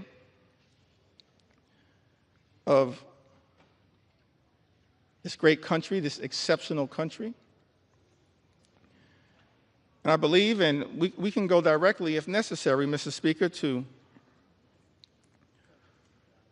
the words that were initially issued by Thomas Jefferson, the author of the Declaration of Independence. And he went through a whole series of indictments against the king. That America, 13 colonies, which became the 13 states, were working hard to break free from. I mentioned earlier the Declaration of Independence, and of course some of the aspirational aspects of it. There are really two parts, as I can tell. I'm not a constitutional scholar. I'm thankful for the constitutional scholars that serve in this Congress. No one more constitutional and more scholarly than my friend and colleague, the top Democrat on the Judiciary Committee, Jamie Raskin, who continues to lead the charge, standing up for the Constitution here in the United States of America. But as I read the Declaration of Independence, there seem to be two parts to it. There's the aspirational part, Mr. Speaker, of the Declaration of Independence. Of course, we hold these truths to be self-evident, that all men are created equal. We understand that now in a more enlightened way, all men, all women, all children, all of God's children created equally. That they are entitled to certain unalienable rights. That among these are life, liberty, and the pursuit of happiness.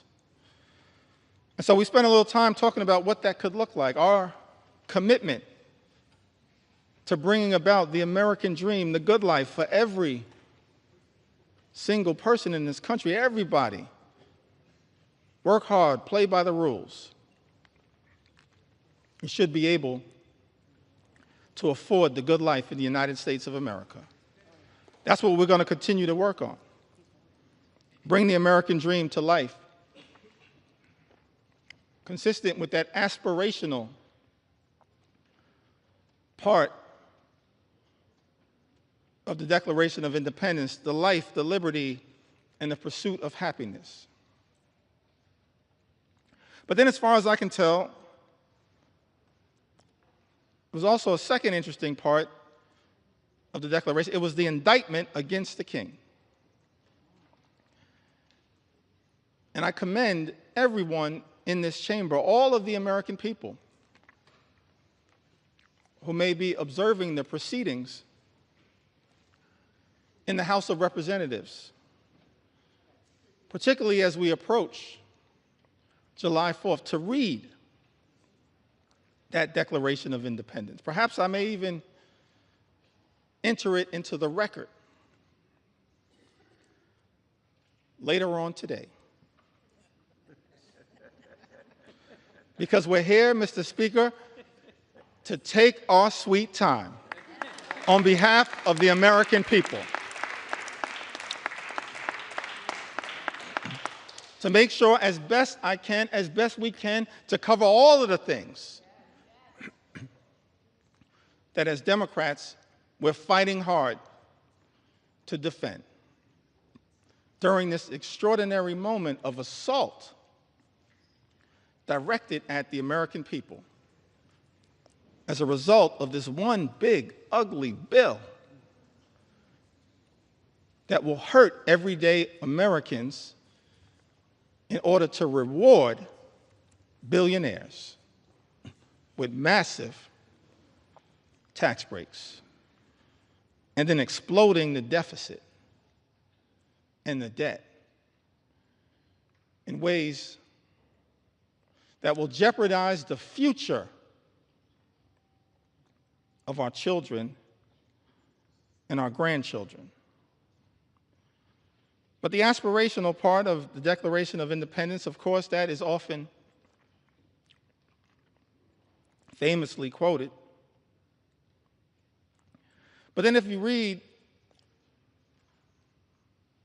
other parts of the Declaration of Independence, extraordinarily written document, it reads like an indictment against the extremism of the king. It reads like an indictment against the kings. I think of King George. It reads like an indictment against King George's flood the zone strategy.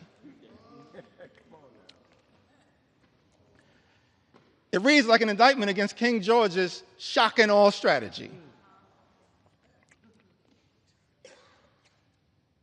It reads like an indictment against what I think may have been called Project 1775, which is what brought us to Project 1776. And you look at this indictment, and one of the things it alludes to, it talks about, is the notion of the king's effort to stop the assimilation of people from other parts of the world into the United States of America. So we understand that from the very beginning of this great country, there was a recognition, of course, of the importance of immigration to the success and vitality of the United States of America. And let me be clear, Mr. Speaker, so there's no misrepresentation. As House Democrats, we understand the importance, the urgency of securing the border. We believe that our immigration system is broken and that it should be fixed in a comprehensive and bipartisan way. So many leaders in that effort, so many big ideas were willing to partner in a bipartisan way. Pramila Jayapal, Linda Sanchez, Adriano Espaillat, Tom Suozzi, so many others. Veronica Escobar, we want to partner to fix our broken immigration system in a bipartisan and comprehensive way, secure our border. But we're also going to make sure we stand up for our nation's heritage, a nation of immigrants, which continues to this very day. It's an important part of American exceptionalism, and as far as I can tell, in my reading of the original document, the writings of the founders of this great country, the framers of the Constitution, they recognized it from the very beginning. They weren't perfect. We didn't have a perfect start. But of course, as the preamble to the United States Constitution set forth, we the people, in order to form a more perfect union. Mr. Speaker, we've been set on this magical course, our march toward a more perfect union. And the immigration journey has always been an important part of the American journey. That's why it's heartbreaking to see some of the things that are happening in the country right now. The targeting in such an extraordinary way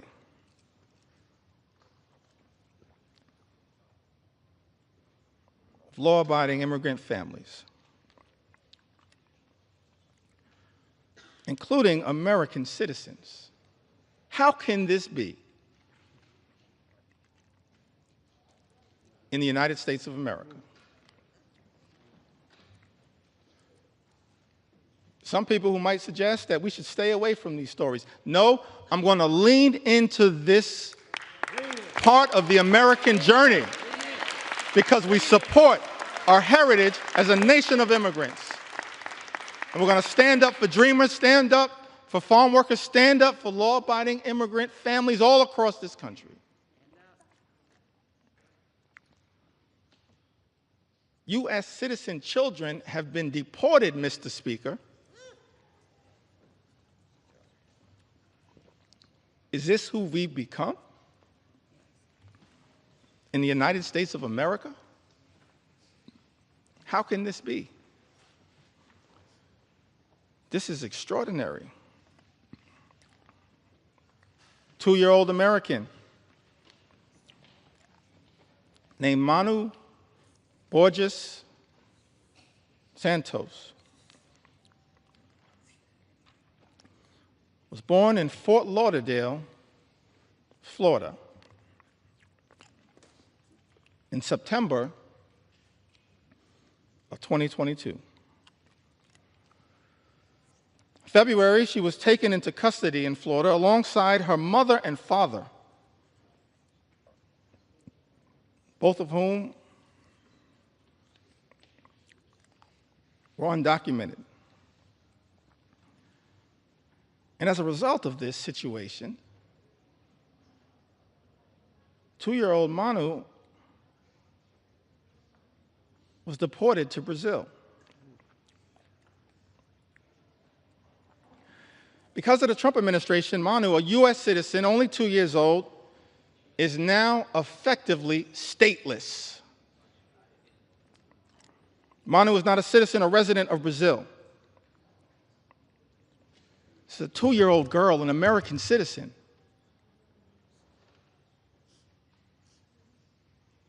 Removed from her homeland,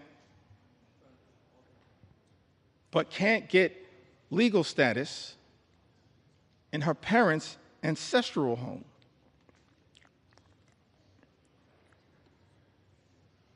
And as a result of her inability to get citizenship down in South America, because she's an American citizen, she has no right to routine pediatric checkups,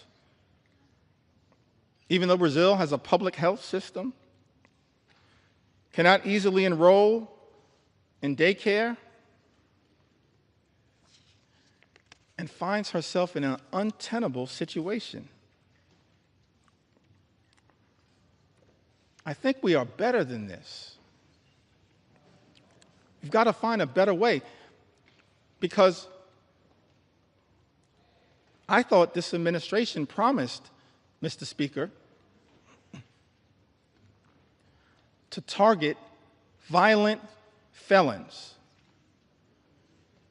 not 2-year-old American citizens. That's unacceptable, as far as I can tell, in the United States of America. Target violent felons all you want. We support that. They should be deported. But why are resources being spent targeting 2-year-old American children? That's not American. And I don't believe the American people support that, Mr. Speaker.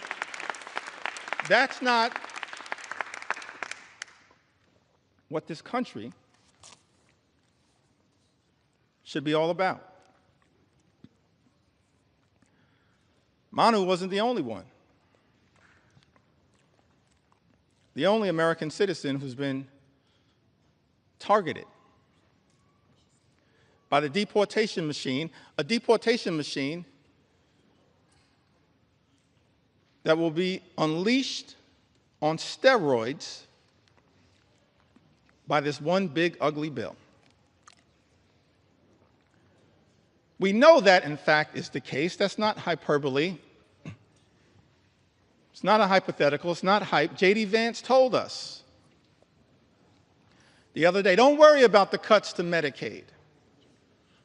Don't worry about the fact that this is the largest cut to Medicaid in American history. Don't worry about the fact that millions of Americans, more than 17 million Americans, will lose their health care, and many more will experience higher premiums, copays, and deductibles, whose life will measurably get worse as a result of this one big ugly bill. Vice President J.D. Vance said, don't worry about that because it's all about the deportation machine. That's not targeting violent felons. Apparently, much of what has been unleashed on the American people targeting American citizens, like a 2-year-old American girl with the initials VML, who was deported alongside her mother and sister to Honduras without any meaningful due process. VML was taken into custody by ICE on April 22nd.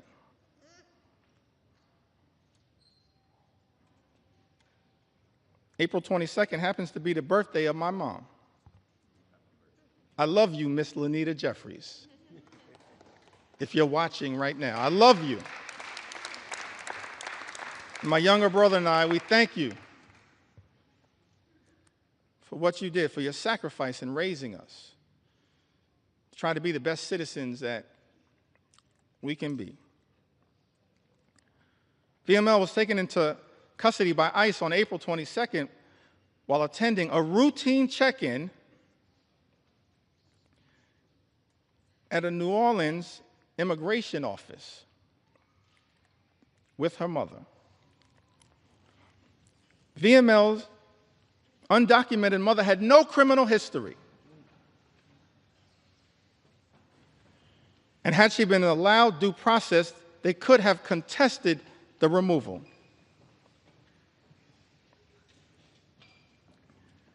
Instead,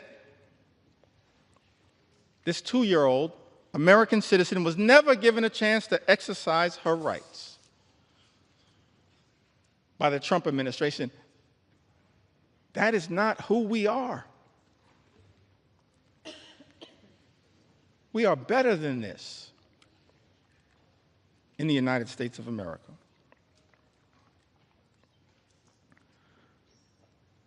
Carlos or Carrie Lopez Alvarado, a U.S. citizen, arrested while she was 9 months pregnant, masked men wearing Border Patrol uniforms, followed by a white truck into a building's private parking in the city of Hawthorne. In that truck was Carrie's partner, Brian. When she tried asking questions about who the agents were and what authority they had to arrest her partner, she was arrested. And Carrie, an American citizen, recounted that they started grabbing me from both sides, and I ducked down to sort of shield my stomach because I was afraid. An American citizen afraid that they were going to hurt me.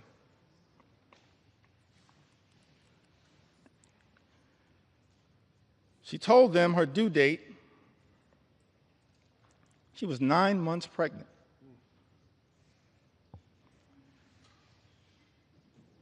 Apparently, these CBP officers responded, "Okay, your baby is going to be born here, but you're from Mexico, right?"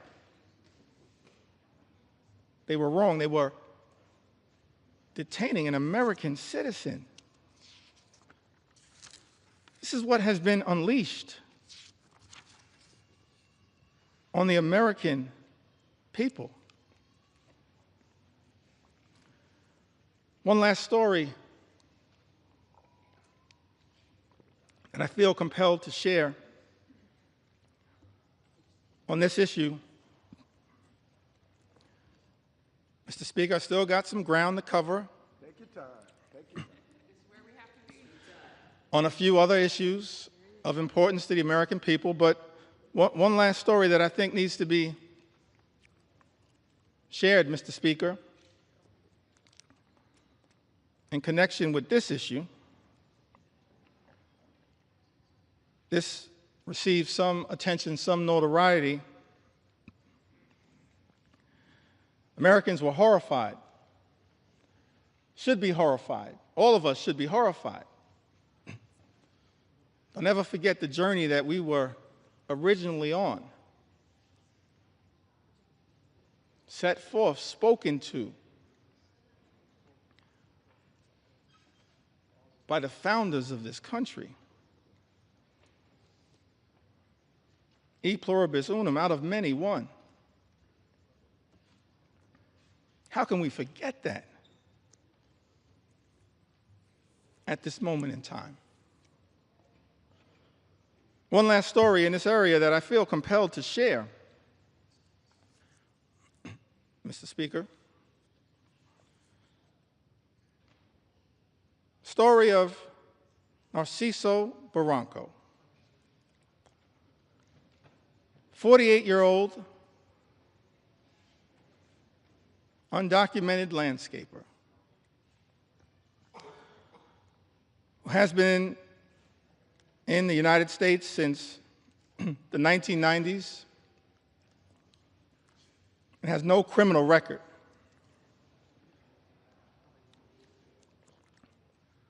Here's the thing that got me about this story. Caused me to ask the question about this particular moment, the type of deportation machine that has been unleashed on the American people. Narciso, this landscaper, raised 3 American sons, all of whom became Marines, 2 of whom are currently, Mr. Speaker, on active duty Marines. His sons, juggling their military assignments, have been trying to deal with the costs and the paperwork required to adjust their father's immigration status. through parole in place, a program which allows undocumented members of military families to apply for a green card. But these men in uniform, juggling their military assignments, had not gotten there yet. So after 3 decades, living, working, and raising a family of patriots in the United States, Narciso was violently arrested while he was mowing the grass at an IHOP restaurant. We don't have to speculate as to whether this was true or not. In a video captured of the incident, you see he was sprayed with pepper gas. He was detained on the ground. He was not resisting. And he was hit repeatedly in the head by masked federal agents while he was on the ground. Let me park right there parenthetically for a moment.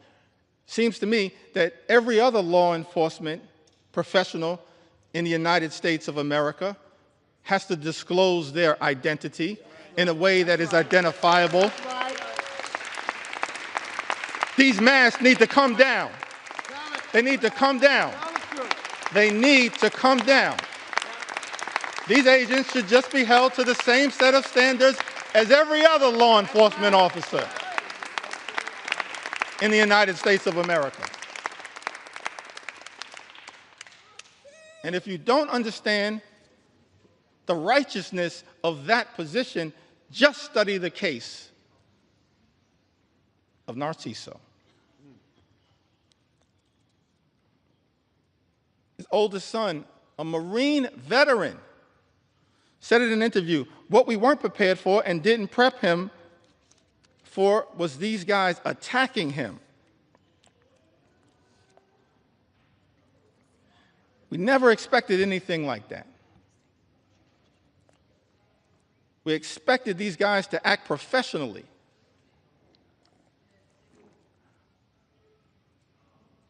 And up to the standards of the United States government. Are masked, armed federal agents who beat people on the ground really the standards the United States government should be standing by? Are these the types of actions, Mr. Speaker, that House Republicans endorse and support? This is not the way that anyone in the United States of America should be treated, particularly the father of 3 patriotic Marines. No one should be treated this way, but certainly not the father of 3 patriotic Marines in the United States of America. It's outrageous. It's out of control. And it's completely and totally unacceptable. Unacceptable. Unacceptable here in the United States of America. We are better than this. Better than this. Mr. Speaker, I've talked about the aspirational vision that we have for a country where everybody can afford to live the good life and work hard, play by the rules, experience the American dream, live the good life, good paying job, good housing, good health care, good education for their children, and a good retirement. That's not too much to ask in the United States of America, the wealthiest country in the history of the world, a great country, an exceptional country, as Abraham Lincoln once observed in a speech in the chamber of the House of Representatives. America, the last best hope of earth. Spent a little time talking about the type of things, the type of America that we should be working hard at a bipartisan way to bring about, and spent some time critiquing this one big, ugly bill. And it's not like Republicans, Mr. Speaker, weren't given every opportunity to try to address the concerns that we have raised. I'm thankful for my colleagues in all of the committees of jurisdiction who worked hard, pulling all-nighters, offering amendments to try to improve this one big, ugly bill.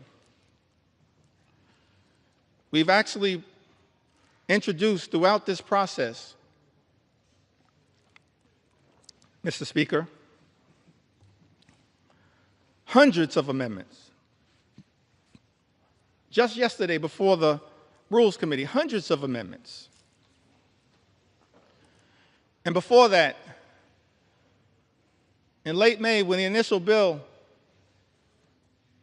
was being debated in a marathon session before the Rules Committee, more than 125 or so Democrats offering more than 500 different amendments to improve this bill, to stand up for the American people. Doing so over and over and over again throughout this process. And so, Mr. Speaker, I think it's important for the American people to understand what exactly House Republicans have rejected. What changes have House Republicans rejected to this one big, ugly bill?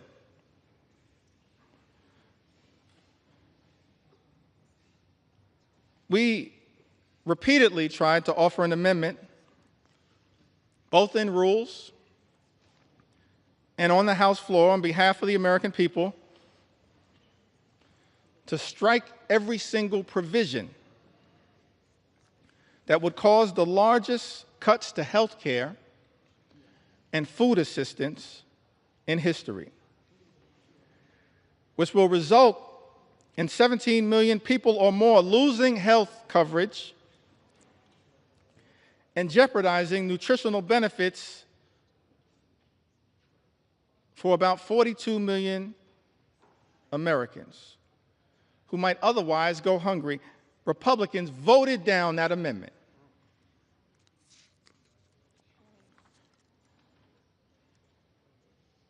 I believe it was Representative Amelia Sykes had an amendment to strike the Medicaid cuts in the bill,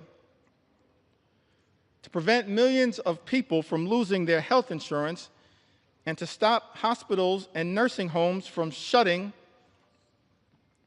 their doors. Republicans voted down that amendment. Representative Judy Chu had an amendment striking cuts to the Affordable Care Act. Cuts that are in this one big ugly bill that will cause millions of everyday Americans to lose their health insurance or experience having their costs go up. Mr. Speaker, you know that Republicans voted down that amendment. Representative Lauren Underwood from the great state of Illinois had an amendment, and I wish I could go through all of the amendments that have been introduced, but I'm going to highlight as many as I can. Representative Lauren Underwood had an amendment to ensure that people who get their insurance through the ACA, Obamacare, will not see their premiums increase. As I mentioned earlier, that as a result of this one big, ugly bill, Mr. Speaker, premiums, copays, and deductibles are going to go up for millions of Americans. Many will lose coverage. And so this amendment was introduced to ensure that people who get their insurance through the ACA will not see their premiums increase this year, which is expected to cause 5 million people to lose coverage. Mr. Speaker, Republicans voted down that amendment.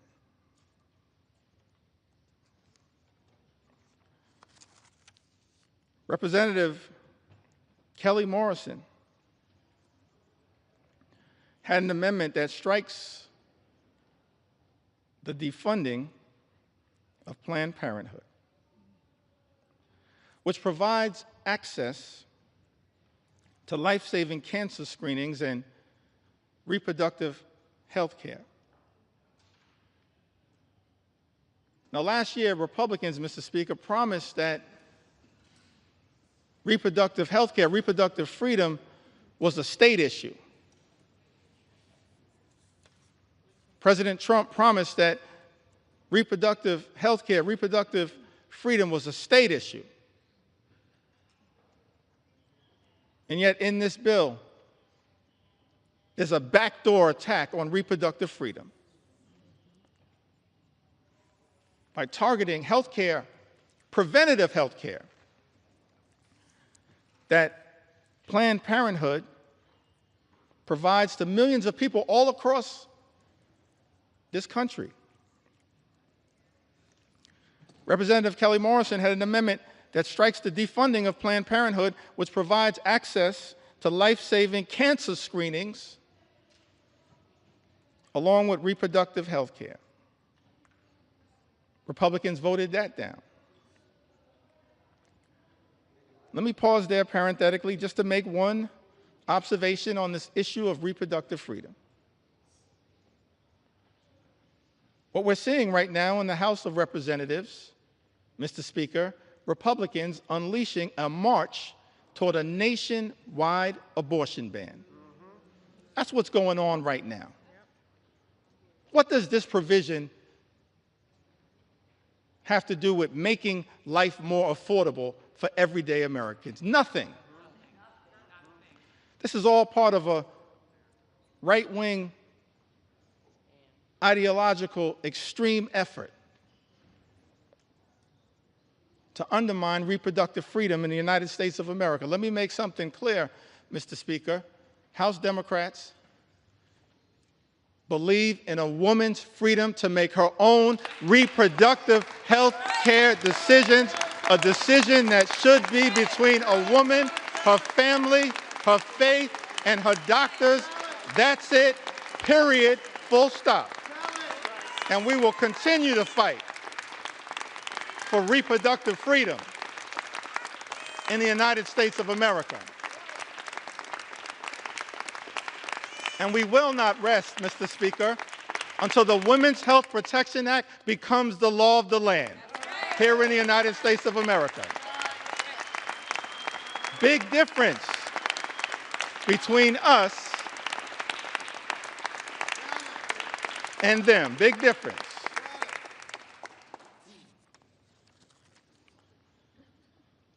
Mr. Speaker, Representative Johanna Hayes introduced an amendment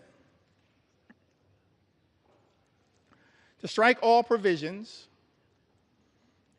that would cut food assistance for children, seniors, and veterans.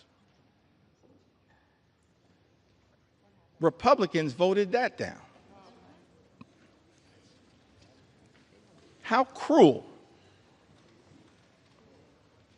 How cruel. Representative Chantel Brown had an amendment to strike burdensome red tape requirements that threaten nutritional assistance for millions of Americans and their families. Republicans voted that down. I mentioned earlier, Mr. Speaker, this notion that Republicans are trying to spin to the American people that the attack on nutritional assistance, imposing these paperwork requirements, or as Frank Pallone would say, red tape requirements,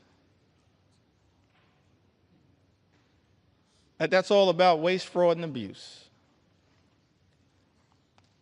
I think common sense suggests to us it has nothing to do with waste, fraud, and abuse. Mr. Speaker, I made clear earlier that as House Democrats, we believe that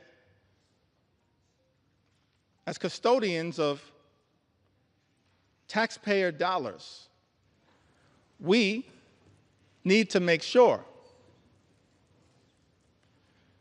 that we are spending that money efficiently, effectively, and equitably. And that we are committed to eliminating waste, fraud, and abuse wherever it may be found. I mean, one of the things that's interesting about this bill, this appears to be part of the deal that was negotiated by the senator from Alaska,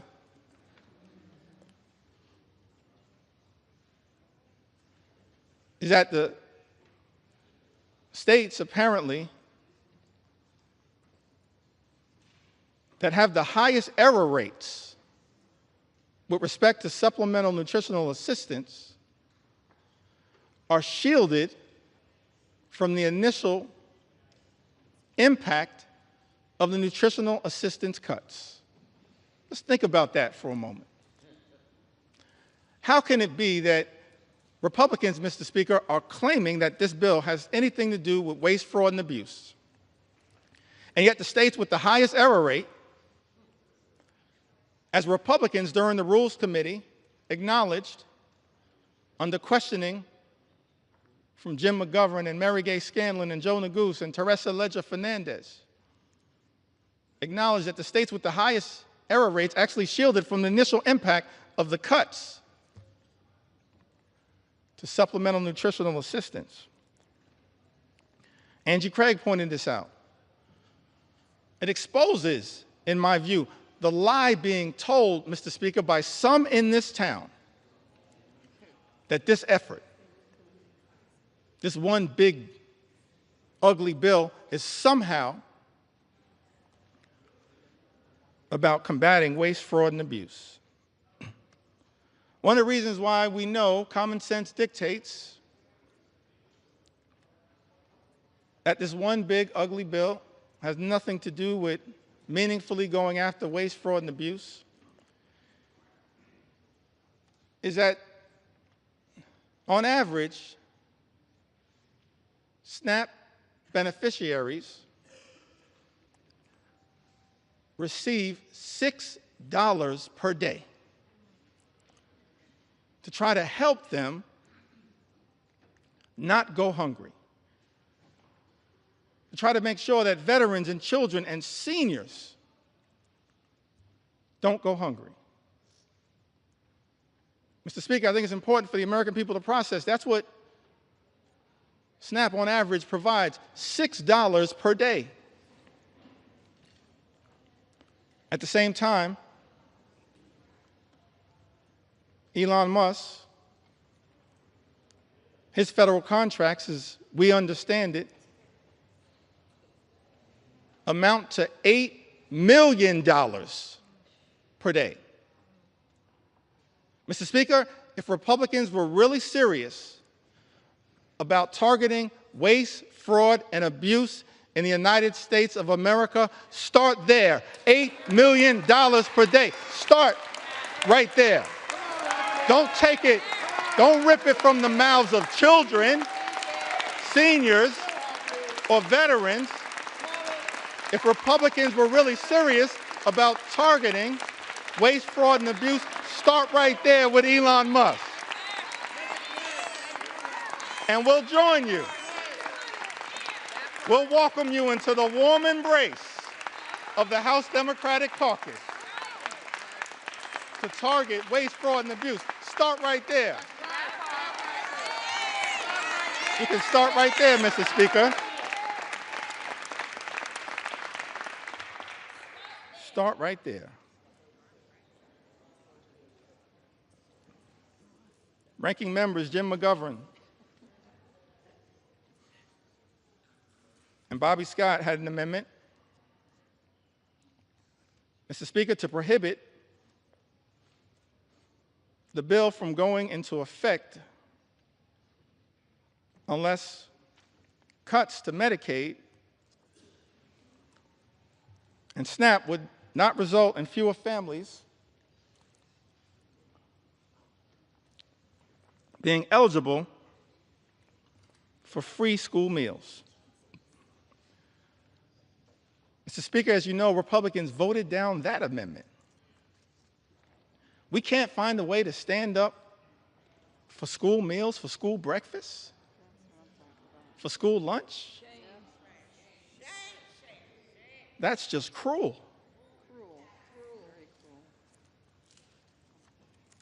It is callous. It's a corrupt perversion of this process, targeting, as this one big, ugly bill does, school children, hungry school children in the United States of America.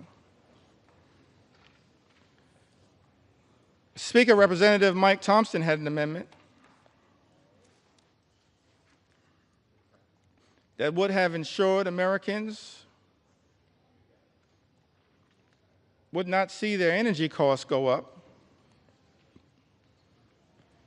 and to protect the millions of good-paying jobs that this bill will eliminate, because this one big, ugly bill puts a target on the backs of the clean energy economy, on clean energy jobs, which result in cheaper energy and lower costs for the American people. We were told by President Donald Trump when he was on the campaign trail, costs would go down on day one. He was going to focus, we were told, on lowering the high cost of living in the United States of America. That's not what this bill does. And we know it, because 21 House Republicans made that clear in a letter that I cited earlier that's now part of this public record. Representative Mike Thompson, supported by others, had an amendment. All of these amendments co-sponsored by members all across the gorgeous mosaic of the House Democratic Caucus. We're proud of the fact that we look like we represent, in the most intimate way possible, consistent with John Adams' original vision of the House of Representatives, that the House should be a portrait of the American people. That's what we represent. We're proud of that fact. The gorgeous mosaic of the American people. That's what we're all about, in the most intimate way possible. That's why we love the House. And what the House is supposed to represent, the best of the House, not what we're seeing on the floor right now. Mr. Speaker, Republicans voted down the amendment introduced by Representative Mike Thompson that was designed to ensure that Americans would not see their energy costs go up. It was also designed to protect the good-paying American jobs that were part of both the Bipartisan Infrastructure and Jobs Act, the Infrastructure and Jobs Act, as well as the Inflation Reduction Act. And so this amendment was designed to lift up the principle of actually trying to create good-paying union jobs that actually allow people to provide a comfortable living in the United States of America. Amongst this all-out assault that we are witnessing in the United States is an all-out assault on organized labor. An assault on collective bargaining, an assault on the freedom to negotiate.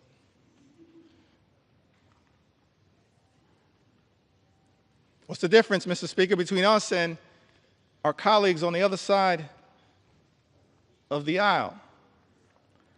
I think one of the things that is a clear difference, Mr. Speaker, is that we believe, we recognize that in connection with this journey, work hard, play by the rules, imagine and dare to dream the ability to live the good life, to experience the American dream. An American dream that when you work hard and play by the rules, you should be able to provide a comfortable living for yourself and for your family. Educate your children. Purchase a home. Have access to high-quality health care. Go on vacation every now and then. And then one day retire with grace and dignity. That's the American dream. That's the ability to afford and access the good life. And we believe as House Democrats that no single force in the United States of America has done more to bring the American dream to life than organized labor, and we will continue to stand up for organized labor today, tomorrow, and always. Not undermine good-paying union jobs. That's what this bill, this one big ugly bill, does in the United States of America. We're going to stand up. Stand up. Stand up for organized labor.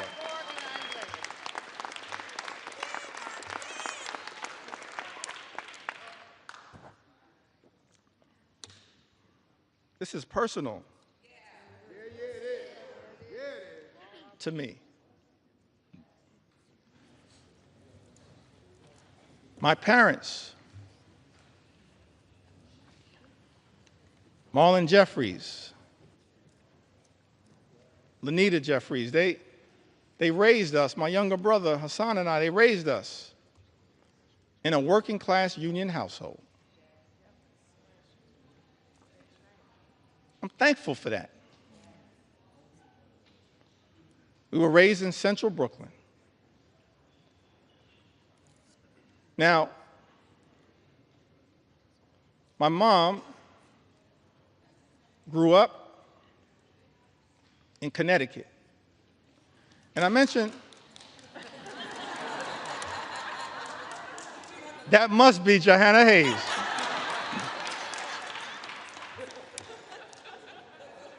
I don't see Rosa DeLauro in my sight line, but We're so thankful for all of the members of the Connecticut delegate. I'm an unofficial sixth member of the Connecticut delegation. My mom raised in Bristol, Connecticut. She went to Bristol High School. Thankful for my mom. And my dad, I mentioned earlier, he grew up in Newark.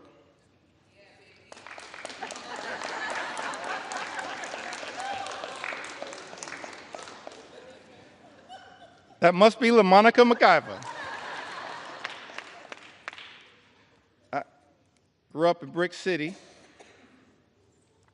I mentioned earlier he had the nickname Pudding. I failed to ask him, but I'm going to see if my mom can unlock the key to that nickname for me. My mom grew up in Bristol, Connecticut, and my father grew up in Newark. And I mentioned earlier that he then went off to serve this country in uniform as an Air Force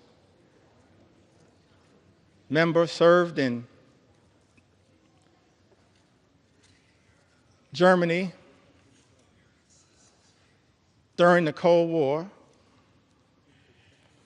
I think about that a lot. I didn't get to talk too much about it. I wish I would have had the opportunity to talk a little bit more with my dad about that. It's an extraordinary thing in the United States of America that someone could grow up in inner city Newark and then have the ability, in part, thanks to President Harry Truman, to serve with people of all races to defend this great country. I wish I would have had the opportunity to talk to my dad a little bit more about his experience in Germany, because the one thing that I've been able to take away from that experience was that he came back having fallen in love with Heinekens and Becks.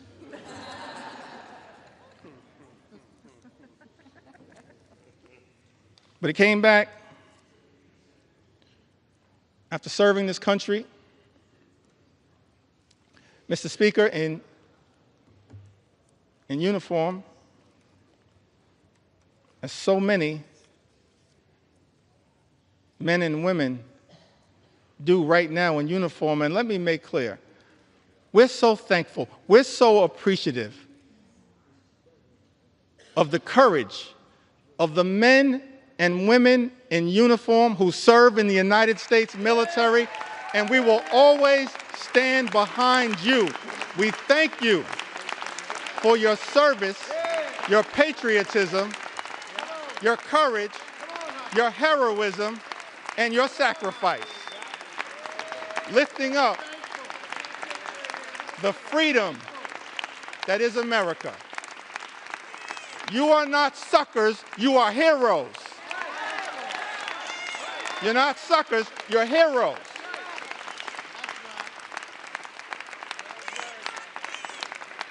We're thankful for your service.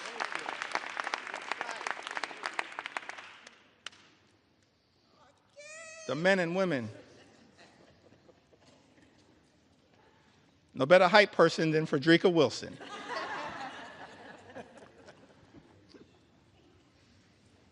So my dad, as I mentioned, grew up in Newark. My mom in Bristol, Connecticut. So they meet at Central State University. Proud to note, a historically black college and university that has given so much historically black colleges and universities to the United States of America, and we will always stand behind you. Always stand behind you. We will always stand behind you. I wouldn't be here right now without a historically black college and university. I'll never run away from that. I will never run away from that.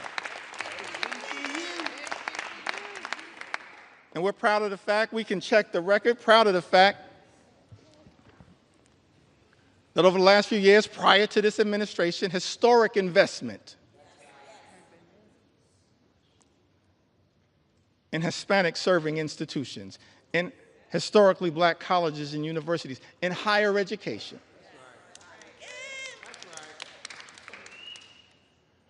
That's part of who I am right now.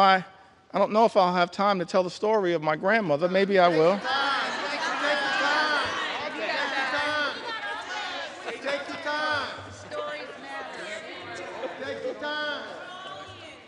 I got so many stories, I feel like I'm in a hip-hop studio right now. But they all relate to what makes us, every single one of us, every single Democrat,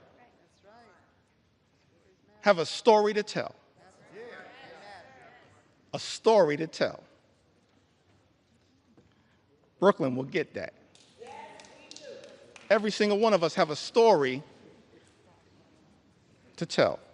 That leads us to this moment. It's the reason why we're fighting hard against this incredible and unprecedented assault on the American way of life and an assault on organized labor. So my parents, they meet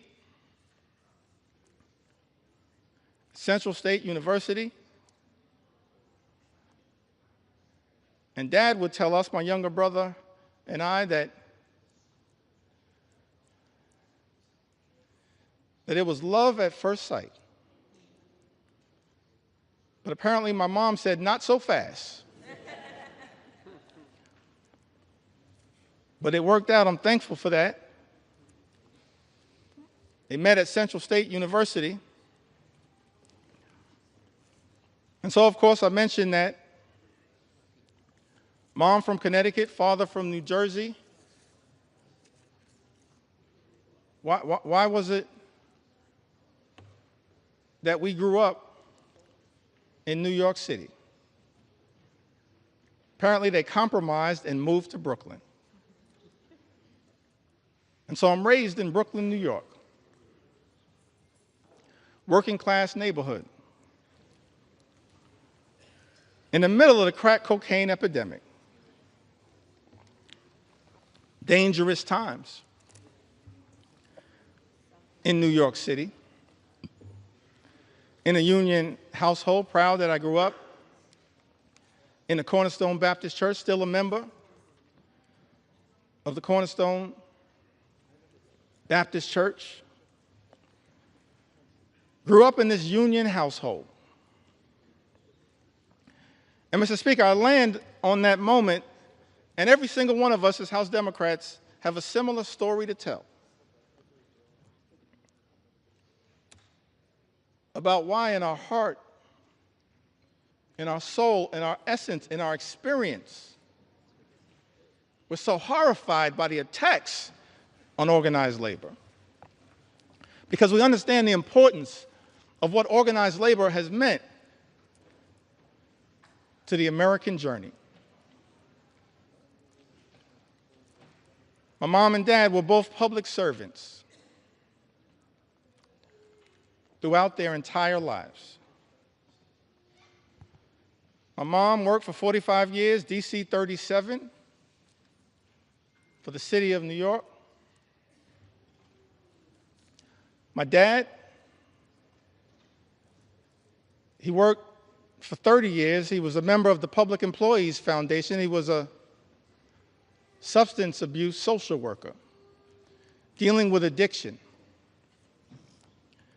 during the heroin explosion of the 1970s, the crack cocaine epidemic of the 1980s. But they got married in 1967.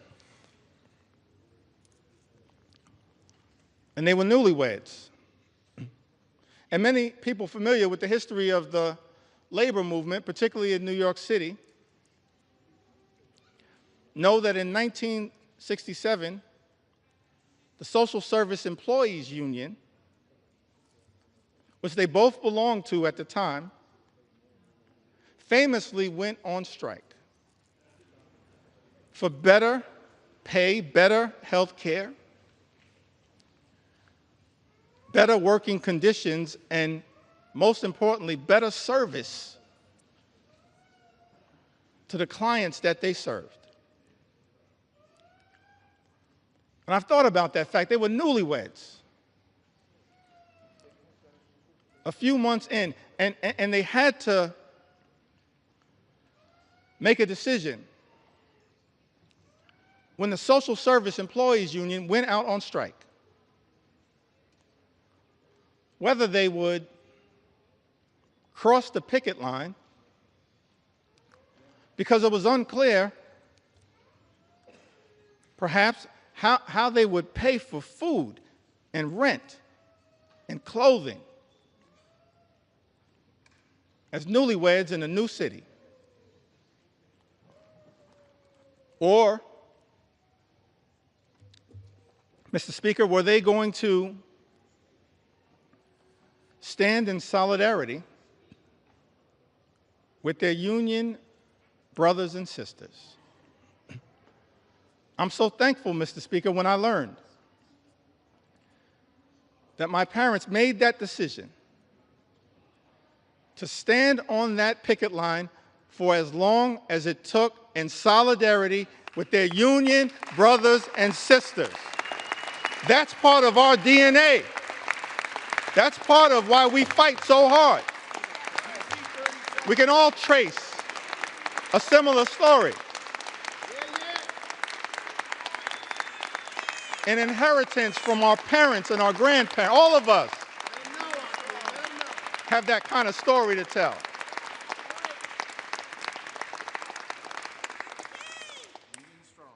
Why am I so thankful that my parents made what I believe was a tough personal decision, but of course the right decision? It's because what that union membership actually meant to my journey and my younger brother's journey. 1973, my younger brother was born with a serious heart condition. He's okay right now. He's doing well. Right now, he continues to say on social media that he's our mother's favorite son. Let me say from the House floor, no, you are not. I think she favors both of us. A younger brother, 1973, he's born with a serious heart condition. He's okay right now. He's born with a serious heart condition. I'm thankful that it was that union negotiated health care that got our family through that difficult moment. That's why we do what we do. Our own personal experience.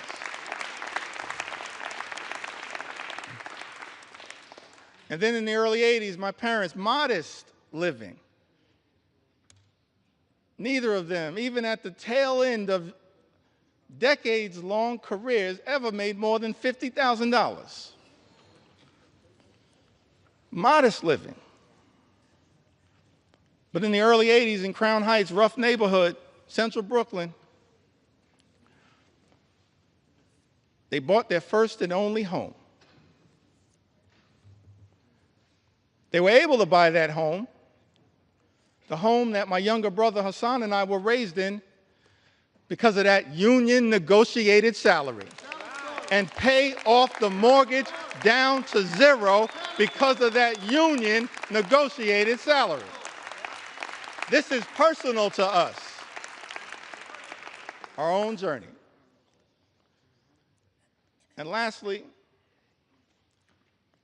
as it relates to this part of my journey, why we all fight for what we fight for, why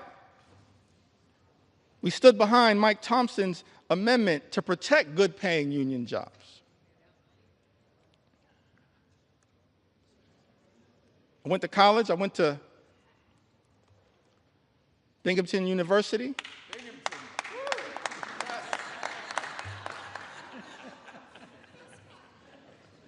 When I first got here, I was surprised to learn, actually, that I was the first graduate of Binghamton University ever elected to the United States Congress. I was shocked to learn that, but not the last. Because Vindman and Mannion have now joined us. And so we tripled the size of the Binghamton University delegation.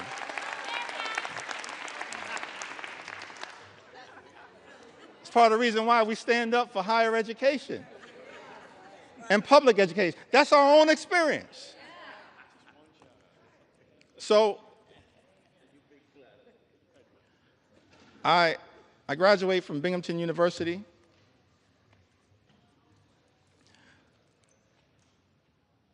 My younger brother graduated from Morehouse University. I think that was Hank Johnson. Sanford Bishop.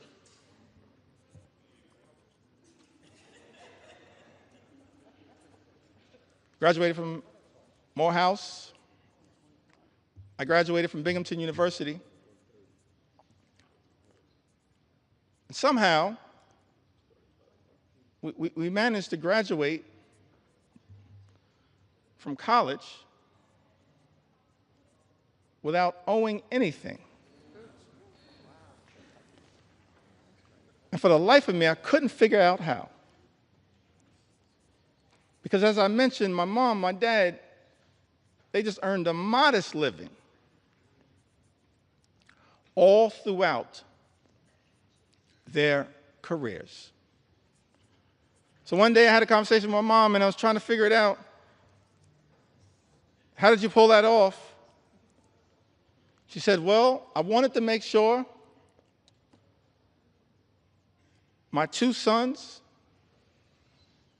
could have a clean start to life. So I borrowed against my union negotiated pension to make sure my two sons could get free and clear of loans and get a higher education as part of our effort to experience the American dream. And so we all say to our brothers and sisters in organized labor, you don't ever have to worry about whether House Democrats are going to stand up for you, because you've always been there for us. You've always been there for us. You've always been there for us. That's our personal story. And every single one of us,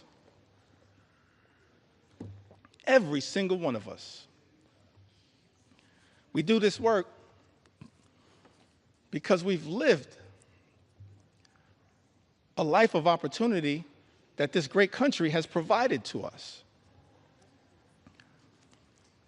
And we're deeply troubled, saddened, disgusted that this great institution, this House of Representatives, Mr. Speaker, Republicans are trying to jam this one big ugly bill down the throats of the American people. A bill that hurts everyday Americans in order to reward billionaires with massive tax breaks. Shame on this institution if that bill ever passes. And so we say to the American people, we've been working hard to try to get this bill into a better situation, introducing amendment after amendment after amendment. Representative Judy Chu, the Chair Emeritus of KPAC, one of our extraordinary leaders, my good friend Grace Meng, she now chairs KPAC, but Representative Judy Chu, she had an amendment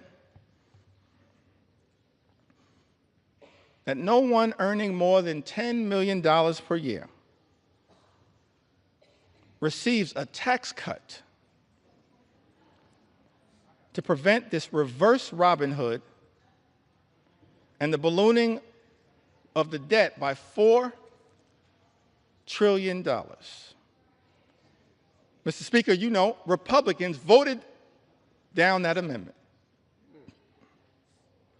We support, as Democrats, providing tax relief to everyday Americans. We're willing to work in a bipartisan way to deal with that issue under the leadership of Richie Neal. But Republicans decided, Mr. Speaker, as you know, to go down this partisan road, play partisan games, try to jam this extreme budget down the throats of the American people. And so amendment after amendment after amendment introduced by House Democrats in good faith, exercising common sense to try to improve this bill. Representative Jimmy Gomez, the chair of the Dad's Caucus here in the United States House of Representatives, he had an amendment to ensure that people who make $1 billion a year don't get a tax break paid for by cutting Americans' health care and food assistance. Mr. Speaker, you know, Republicans voted that down.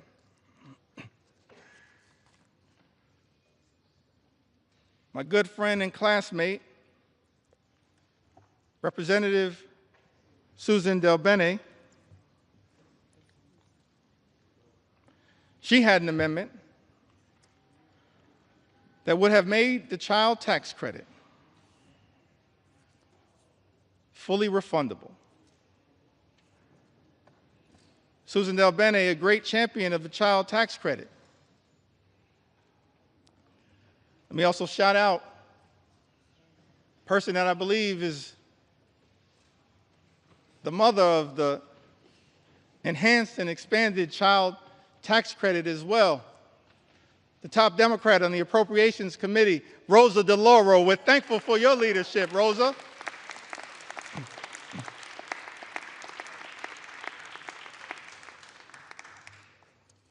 Fighting hard on behalf of the American people. Susan DelBene, a great champion of the child tax credit. She had an amendment, Mr. Speaker, to make the child tax credit fully refundable, covering the 17 million children who are being left behind by the big, ugly bill, and increase the child tax credit for families. Because what Republicans are doing, Mr. Speaker, as you know, in this particular bill, not enhancing and expanding the child tax credit, you are undermining the child tax credit. And Representative Susan DelBene, my classmate, along with Catherine Clark and others, the class of 2012. We used to be the new kids on the block, now we're just the OGs.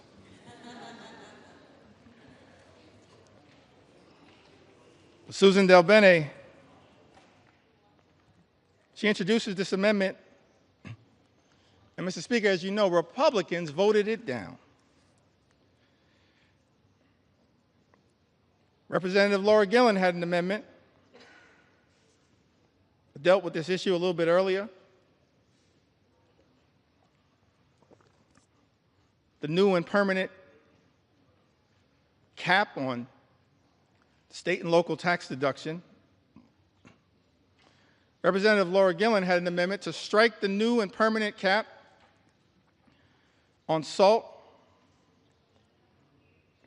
which is something that members of the House Republican Conference, Mr. Speaker, as you know, claimed was a line in the sand for them, specifically from New York, and said that they support. But Republicans voted down that amendment from Representative Laura Gillen. Representative Mary Gay Scanlon from the Commonwealth of Pennsylvania, one of the great members of the class of 2018, a great class. She had an amendment that would protect infants, babies, American citizens born in this country from the unconstitutional and un-American Trump executive order to end birthright citizenship. Republicans voted that down.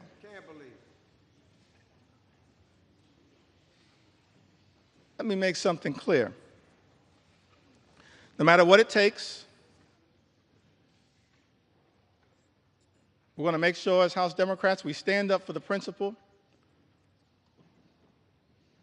that every single child born in the United States of America pursuant to the 14th Amendment is an American citizen. We will never let anyone take that away. Not now, not ever. Not now, not ever. Not now, not ever.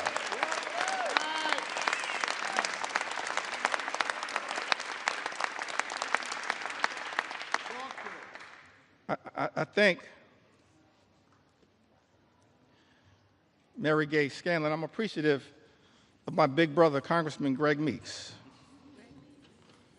my big brother in the United States Congress. We're a family as House Democrats committed to working hard, standing up on behalf of the American people. It's an honor of a lifetime to be part of this family.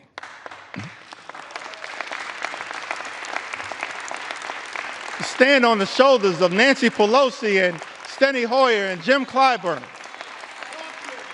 It's an honor to be part of this family. Fight hard on behalf of the American people. Representative Mary Gay Scanlon, I've got to repeat this, had an amendment, Mr. Speaker, to protect infants, children, babies against the unconstitutional and un-American Trump executive order to end birthright citizenship. Republicans voted that down.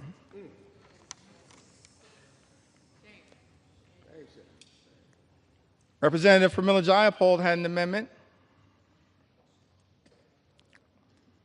to prevent ICE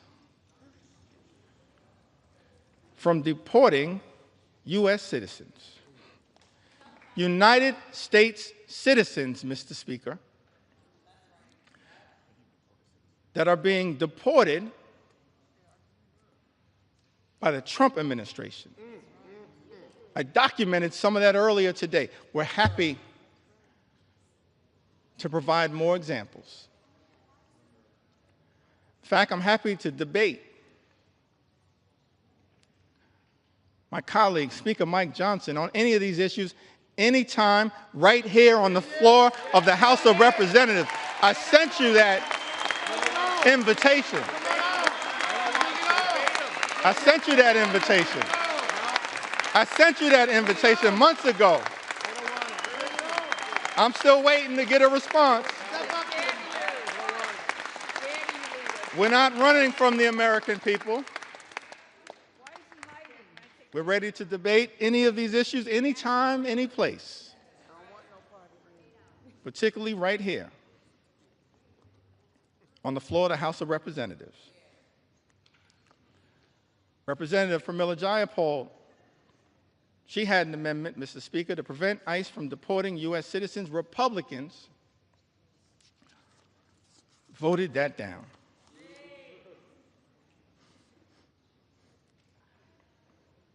Ranking Member Jim McGovern, and this issue is personal to him. I mentioned earlier, we do this work because we're informed by our own personal experiences. It's not about glory, it's not about profit.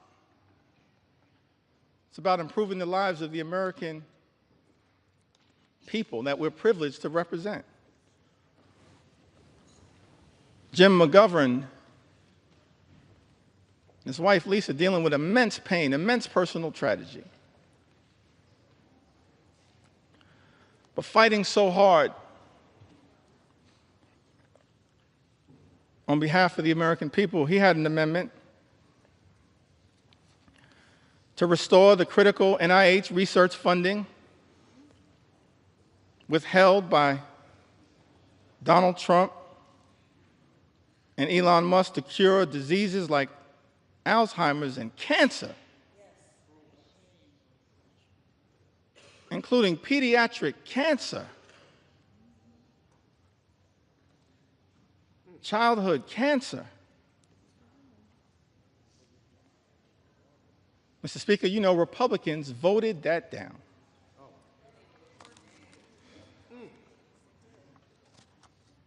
Hundreds of amendments introduced by Democrats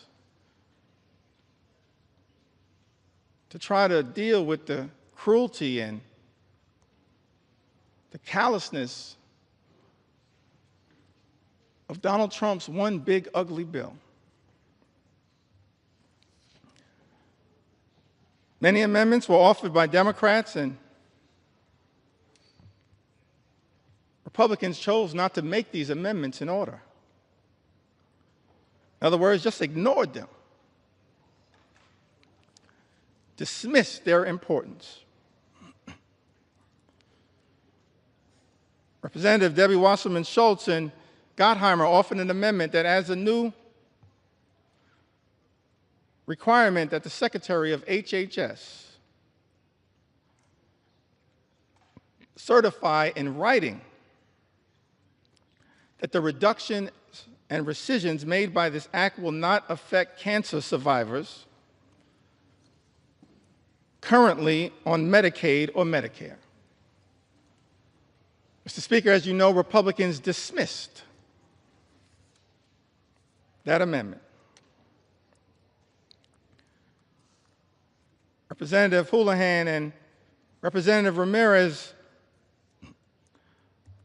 offered an amendment, Mr. Speaker, that exempts individuals with disabilities from having to prove eligibility for Medicaid every 6 months. That's a burdensome red tape requirement designed to throw people off of Medicaid who are eligible. That amendment was dismissed, Mr. Speaker, as you know, by House Republicans.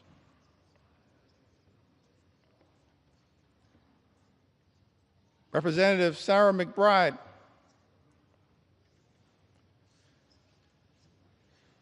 the distinguished gentle lady from the great state of Delaware. The distinguished gentle lady from the great state of Delaware.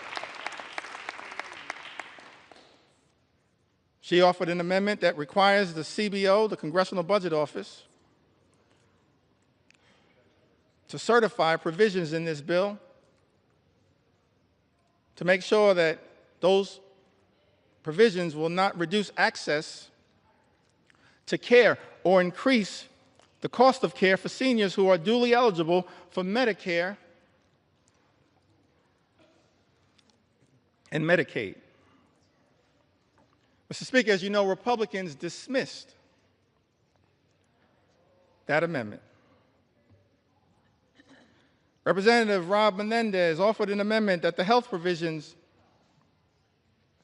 will not take effect if it would lead to an increase in mortality rates due to reduced access to hospital services.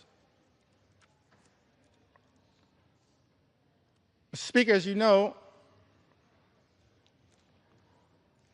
House Republicans dismissed that amendment. Representative Val Hoyle introduced an amendment that strikes changes to provider taxes and preserves states' ability to use or increase provider taxes to fund Medicaid and protect hospital funding. Mr. Speaker, you know that despite Representative Hoyle offering this amendment, Republicans dismissed it. Rural hospitals will close as a result of Donald Trump's one big, ugly bill. They will close. Susan Collins acknowledged that fact. But House Republicans are here jamming a bill down the throats of the American people that will close hospitals in rural America, in urban America, in small-town America, in the heartland of America, and apparently, Mr. Speaker, couldn't care less. Let me be clear. We're going to stand up for those communities that my colleagues on the other side of the aisle have abandoned. We're going to stand up for rural America, urban America, small-town America, the heartland of America, Appalachia. We're going to stand up for all of America, whether we represent you or not.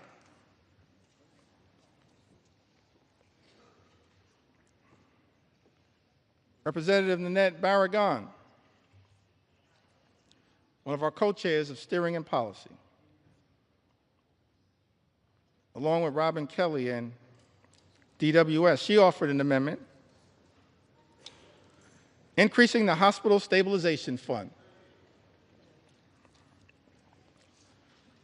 that they had to include in this one big ugly bill.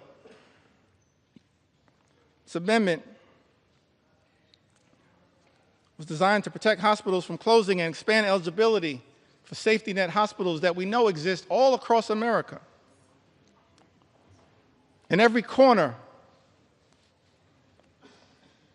in this country. Safety net hospitals that serve a large number of low-income patients, including those with Medicaid. And yet, Mr. Speaker, as you know, House Republicans dismissed this amendment. Amendment after amendment after amendment that Democrats have introduced to try to relieve the pain that is being visited upon the American people by this one big ugly bill, voted down by Republicans or dismissed out of hand. Representative Costa introduced an amendment to protect those on the low-income heating and energy assistance program who are also targeted by this one big ugly bill. It's part of an effort to ensure that all households on SNAP can continue to qualify. Mr. Speaker, as you know, Republicans dismissed that amendment out of hand, ignored it, did not see fit to take it up. Representative Jill Takuda from the great state of Hawaii, she introduced an amendment trying to prevent the nutrition title of this bill from taking effect.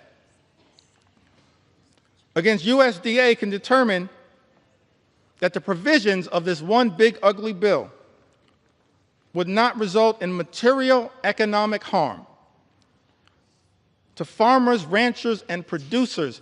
Mr. Speaker, as you know, Republicans dismissed that amendment out of hand. Representative Lloyd Doggett had an amendment to extend tax cuts for the 98% of the American people who make $400,000 or less per year. Had that amendment been taken up and passed, it would have cut the cost of this one big, ugly bill by approximately 50%. And we would have been standing up for those everyday Americans who are now going to be hurt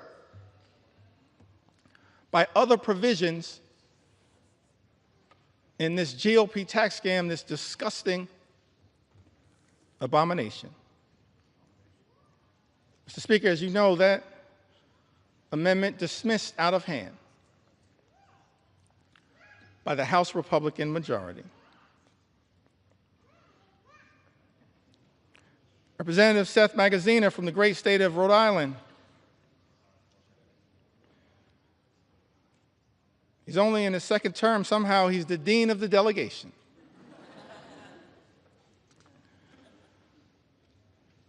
Along with my good friend Gabe Amo, Seth Magaziner, he had an amendment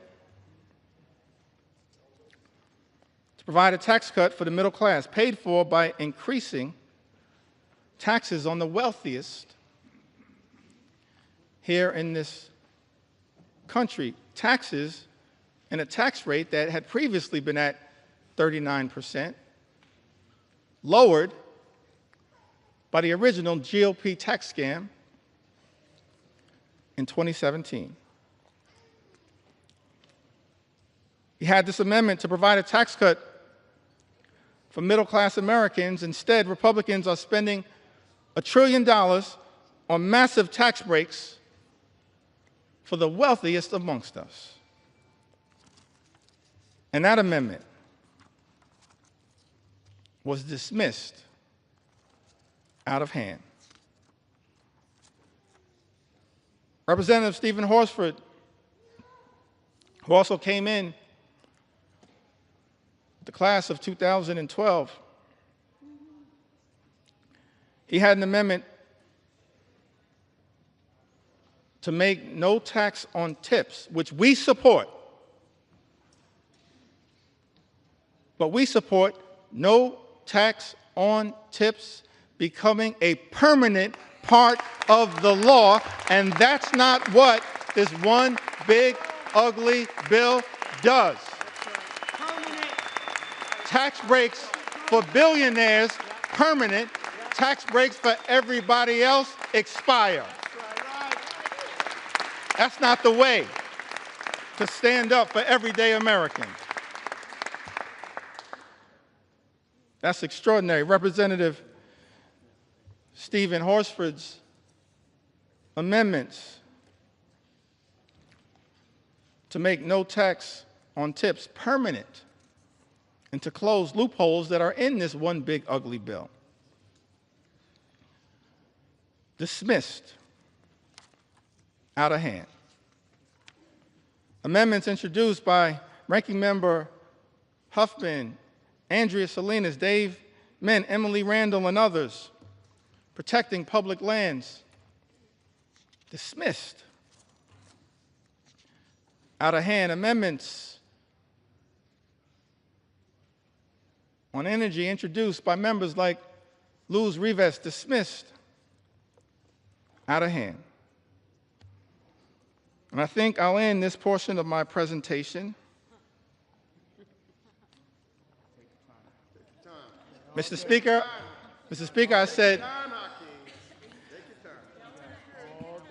I said this portion of my presentation.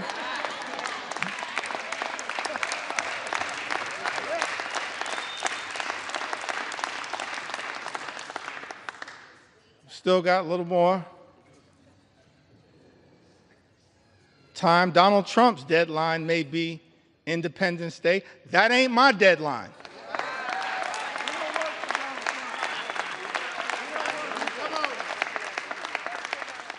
You know why? Mr. Speaker, we don't work for Donald Trump. We work for the American people. That's why we're right here now on the floor of the House of Representatives, standing up for the American people, for everyday Americans, for hardworking American taxpayers, fighting hard to make sure that we can live in a country where every American can afford to live the good life. And as I mentioned earlier, Mr. Speaker, part of being able to afford to live the good life, part of those 5 things that I talked about, which shouldn't be hard to agree upon. Work hard, play by the rules, and then being able to be part of a country. Imagine a country where when you work hard and play by the rules, you can afford to obtain the American dream, to experience the good life, good paying job, good housing, good health care, a good education for your children, and then a good retirement. So we had a series of amendments, Mr. Speaker, introduced on the subject of education. Let me say something about the Department of Education, and every agency, every department can, of course, be improved in terms of its efficiency, but the Department of Education does important work, particularly as it relates to the most vulnerable children amongst us. And as part of this unprecedented assault on the American way of life, President Donald Trump issued this executive order, effectively trying to abolish the Department of Education. I know there are people all across the country as I travel throughout America concerned about this. Let me make something clear. The Department of Education was established by an act of the United States Congress. It cannot be abolished by anyone pretending to be a wannabe king. Not anyone. It's us, the United States Congress. So we introduced, Mr. Speaker, a series of amendments related to this commitment, this recognition of the importance of education as part of accessing the American dream. Ranking Member Bobby Scott was also battling some issues. Life hits us all, but made sure to make his way here to the House of Representatives as part of his commitment to stand up for the education of our children and others.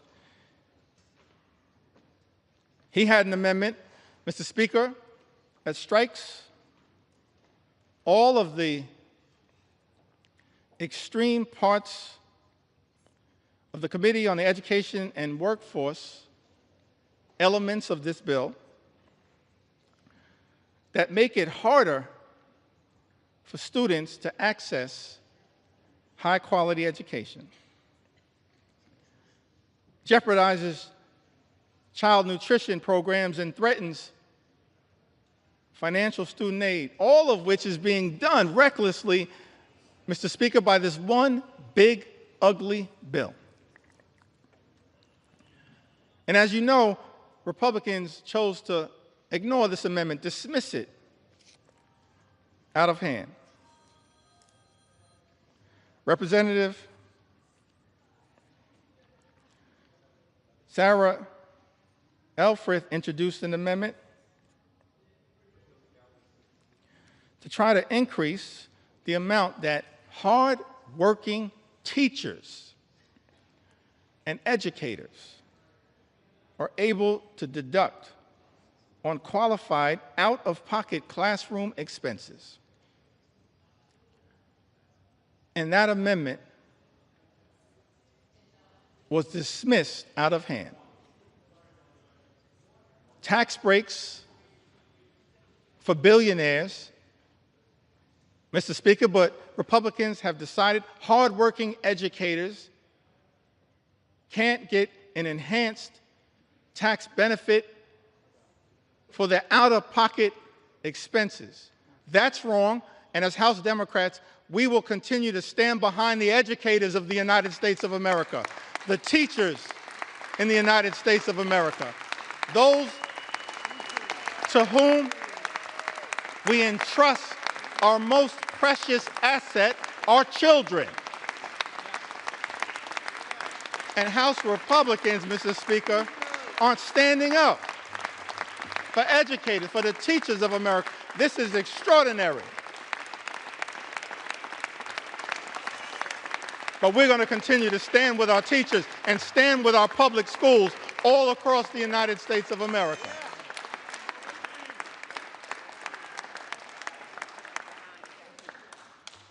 That's what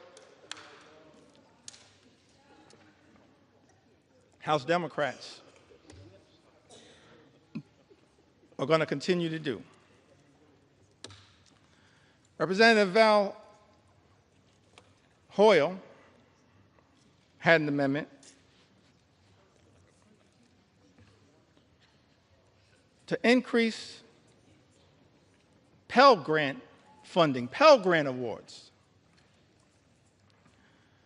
that are severely undermined in Donald Trump's one big, ugly bill. Mr. Speaker, it's extraordinary to me that this reckless Republican budget manages to go after blue-collar jobs, organized labor, hardworking American taxpayers who don't shower before going to work but shower after work, that Donald Trump's one big ugly bill goes after blue-collar, good-paying, prevailing wage jobs here in the United States of America, and then also goes after access to higher education. Representative Val Hoyle had an amendment, Mr. Speaker, increasing Pell Grant awards that are severely undermined in this bill. House Republicans chose to ignore this amendment, dismiss it out of hand.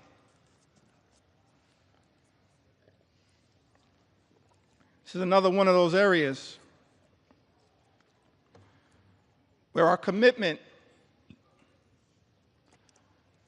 to experiencing the American dream, whatever path you choose, whether that's through career and technical education, as has been the case by many members in their experience or their family experience. Don Norcross, one of our leaders in this regard, Debbie Dingell, others, Mark Pocan, part of the Labor Caucus, leaders in this regard. Mark Pocan, part of the trades movement. Don Norcross, part of the trades movement. Debbie Dingle, so close to the UAW and the trades. It's one of those areas where we also are informed by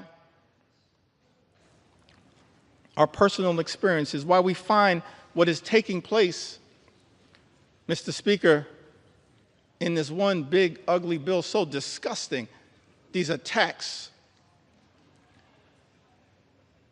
by Republicans on the ability of all Americans to achieve the American dream, to be part of imagining an America where everyone who works hard and plays by the rules can live the good life.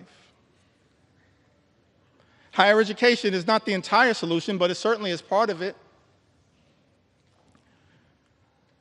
This was taught to me by my grandma Nana. She never had a formal 4-year education, but perhaps she was the wisest woman I've ever known. And she was determined to make sure that her 2 grandsons had the ability, as best she could, to obtain an education that might ultimately, for us, coming out of this working class neighborhood, Crown Heights in central Brooklyn, spending a lot of time in Bedford-Stuyvesant where she lived, on the corner of Putnam and Lewis, right down the block from the Cornerstone Baptist Church. She was determined to make sure that her 2 grandsons had the best opportunity, and in her view, and Grandma Nano's view, that meant access to education. And so, when we were young, she said to my younger brother and I, I'll never forget this conversation. We were in her home in Bed-Stuy. She said that the 2 of you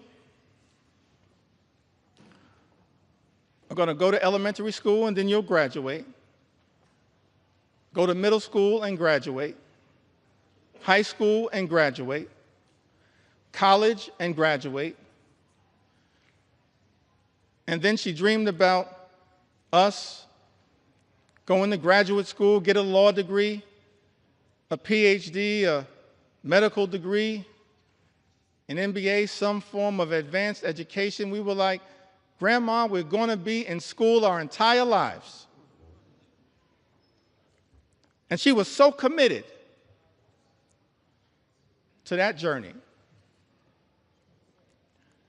that every single time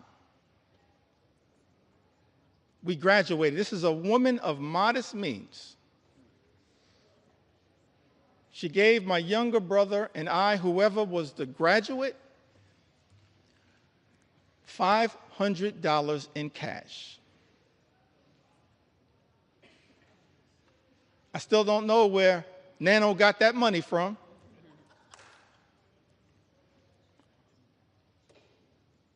I know it came by her honestly. She saved for it. But it was designed to help incentivize her grandchildren to keep going through all of the obstacles. And Mr. Speaker, I made the mistake one day of telling that story, this $500 incentive, in front of my 2 sons. And they said, Dad, you've been shortchanging us our entire lives. Access to education is a part of the journey for many of us. Shocking to me that this one aspect, not the only aspect, this one aspect, that Thomas Jefferson, the author of the Declaration of Independence, once articulated, the father of the University of Virginia, Ben Franklin, the father of the University of Pennsylvania, others saw an important role for enlightened education as just one path that we as House Democrats are trying to protect, while also making sure that every single hardworking American can get the type of career and technical education if they choose that path to experience the American dream. Mr. Speaker, as I perhaps approach the end of this particular journey,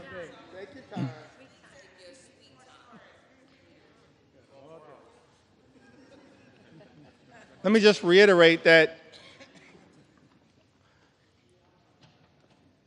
as House Democrats, we maintain from the very beginning of this Congress, we acknowledged the election of President Donald Trump,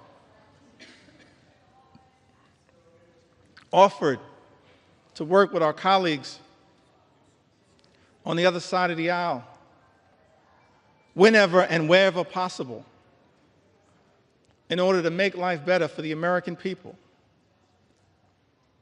to stand up for the things that matter, not as Democrats, independents, or Republicans, but as Americans. But the route, Mr. Speaker, that has been taken by House Republicans is to go it alone and to try to jam this one big, ugly bill filled with extreme right-wing policy priorities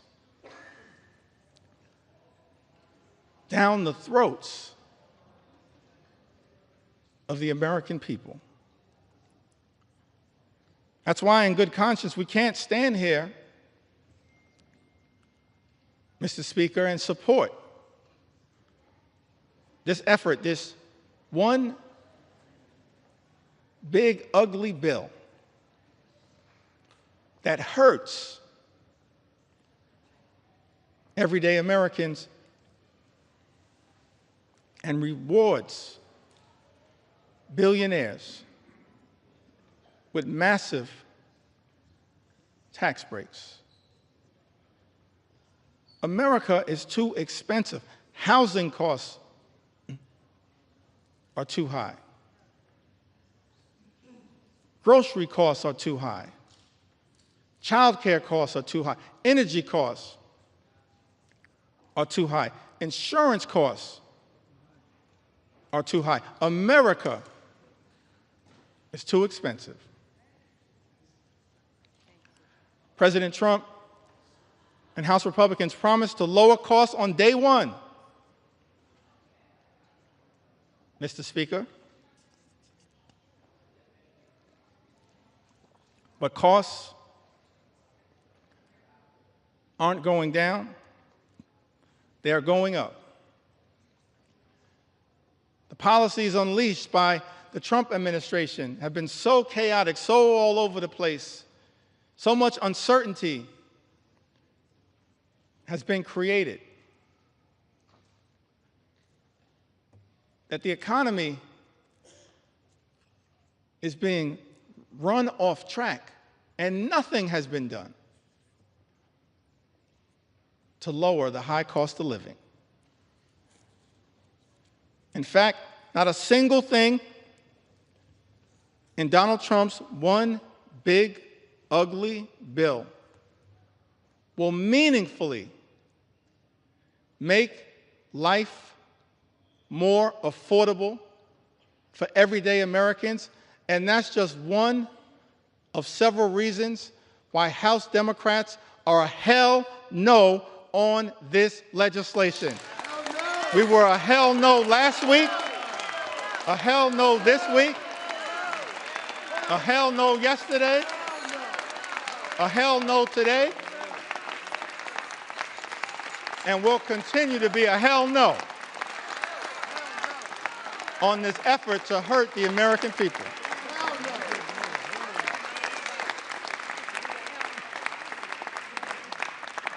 And I note for the record, Mom, hell is in the Bible.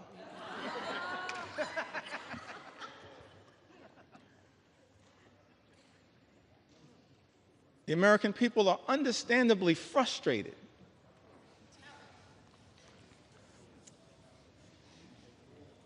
by the high cost of living. Yes, they're frustrated by the unprecedented assault on the American way of life, on our democracy, on the rule of law, on due process,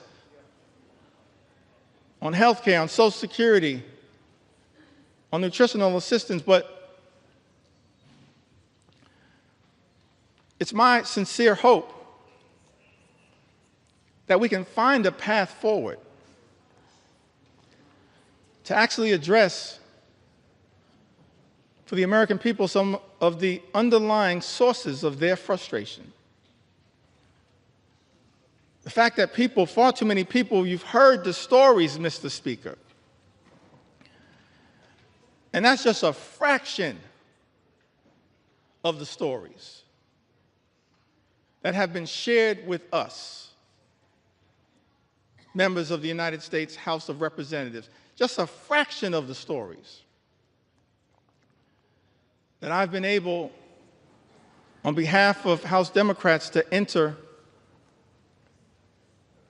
into the record. They're frustrated by a lot of the things that have gone on in this country since January 20th. I'm frustrated by a lot of what has gone on, disgusted by a lot of what has gone on, Mr. Speaker, in this country since January 20th. We are better than this. But it's also important, one of the things that I hope, Mr. Speaker, we'll be able to address at some point is the source of the underlying frustration. It's a frustration in the comments, in the eloquent words of all of those presidential leaders that I mentioned earlier today, this frustration, this economic frustration. FDR talked about it. Truman talked about it. Kennedy talked about it. Johnson talked about it. Carter talked about it. Clinton talked about it. President Obama talked about it. President Biden talked about it. It's a consistent strand. And while progress has been made in the United States of America, we've come a long way on behalf of working class Americans. There is still a way to go to ensure that in this great country, hardworking American taxpayers don't simply work hard and play by the rules just to survive, barely paycheck to paycheck, but are able to actually thrive. That's the America that we should all commit to work hard towards bringing about.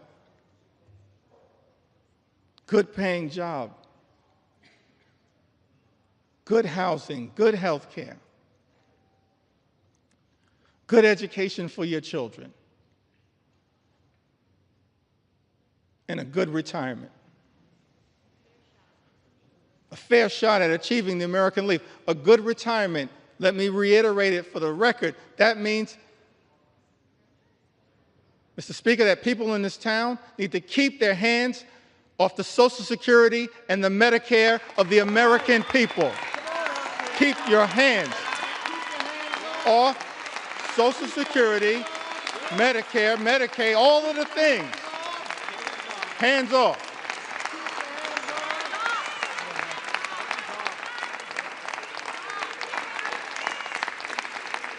And one of the many reasons why we strongly oppose Donald Trump's one big ugly bill is because it will result in the largest cut to Medicare, sets in motion the largest cut to Medicare, more than $500 billion by some estimations in American history. The American people, understandably frustrated, not for years, but for decades, that far too many have dealt with a situation where the system is not building an economy that works for hardworking American taxpayers, for everyday Americans, for working class Americans, for everyone who aspires to be part of the middle class. It's our sincere hope that we can get to a place one day, perhaps in a bipartisan way, not connected to this extreme and reckless, dangerous, partisan bill, this one big, ugly bill that will hurt everyday Americans in order to reward billionaires, that we actually can get to the work of lifting up everyday Americans, because the deck has been stacked against you for far too long. And that's not the America that the American people deserve. And part of the challenge, part of the problem, part of the issue as to why we find ourselves, everyday Americans, in this situation, it's because of the dominance of special interests in this town.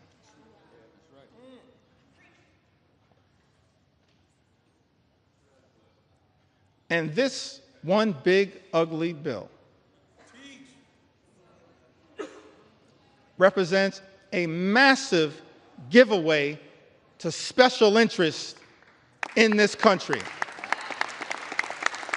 And we reject special interests because our job here in the United States of America, Mr. Speaker, is to protect the public interest at all times, today, tomorrow, always, and forever.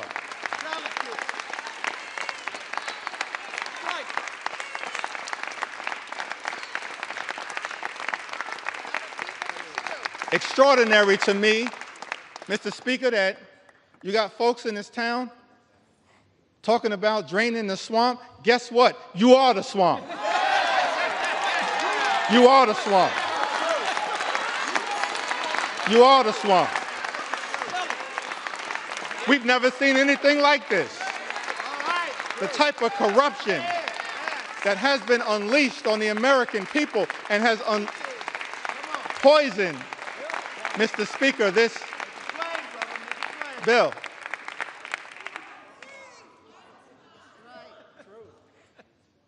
See, you're consulting the parliamentarian, I think. I said people in this town.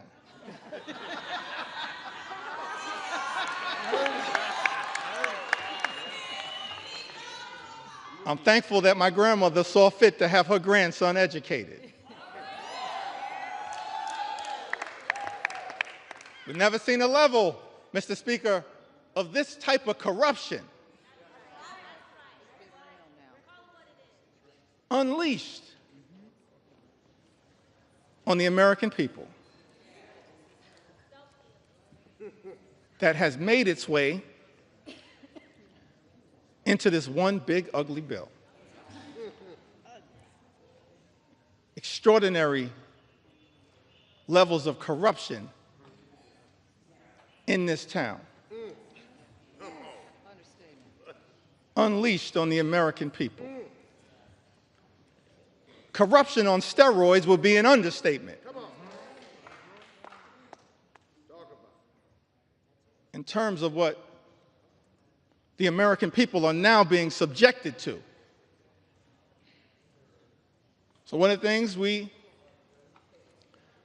look forward to changing in this town, I want to make this commitment, House Democrats. We are committed to making sure that we end corruption once and for all in the United States of America, in corruption in Congress, in corruption at the Supreme Court, and in corruption with the administration. That's part of our agenda, an anti-corruption agenda. That's what the American people deserve. That's what we as House Democrats are committed to bringing about. The exact opposite, Mr. Speaker, of what we see in this bill. We're going to present to the American people an anti-corruption agenda, the likes of which have never been seen. Because it's too much. Fundamentally, it undermines the ability of government to deliver for everyday Americans. You see that politics, at the end of the day, is about the management of public money. That's why we need everyday Americans to participate in your democracy. Because politics, at the end of the day, is about the management of public money. It's about how taxpayer dollars are going to be managed. And what's extraordinary about this one big, ugly bill is that what we see, Mr. Speaker, is the management of public money, all of it being done in this highly partisan way.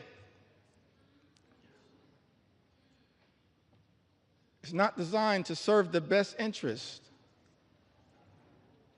of the American people. It's being managed, Mr. Speaker, in this GOP tax scam, this disgusting abomination, this one big, ugly bill. The management of taxpayer money being misused and abused to hurt everyday Americans in order to reward billionaires with massive tax breaks. That's a dereliction of duty. Mismanagement of public money. It's an abuse of the privilege that all of us as members of the United States Congress have. And so one of our promises to the American people as we look toward the future, we will always be stewards of your money to make sure that we are allocating taxpayer dollars in a way designed to lift up the American people, not tear the American people down. That's the type of Congress that the American people deserve. The public interest over special interest. The public interest over special interest. The public interest over special interest. That's one of our promises to the American people. And we're going to work hard to earn your trust as we move forward and look toward the future. I mentioned earlier in my remarks that I wanted to talk a little bit about faith.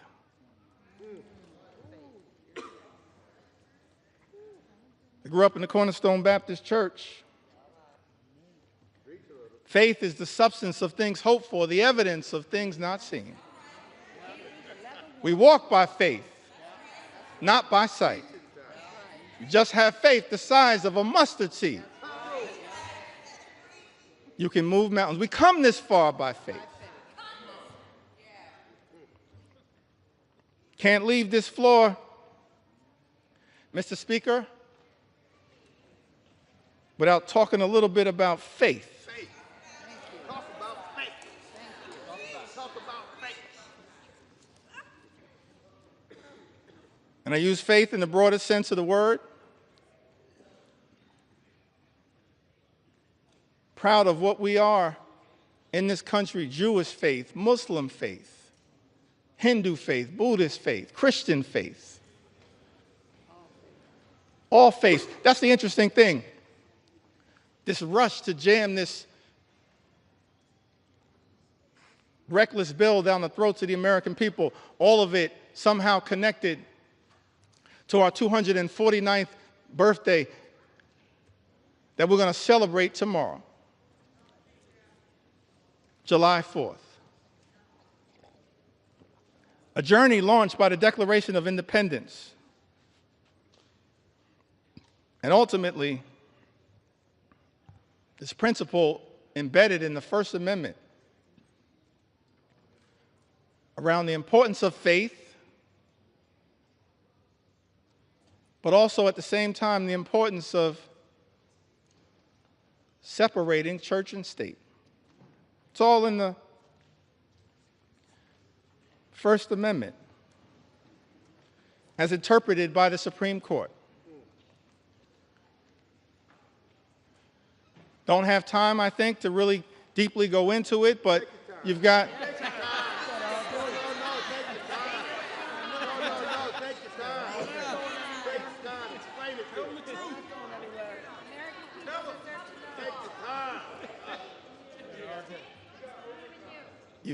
You've got the Establishment Clause and you've got the Free Exercise Clause.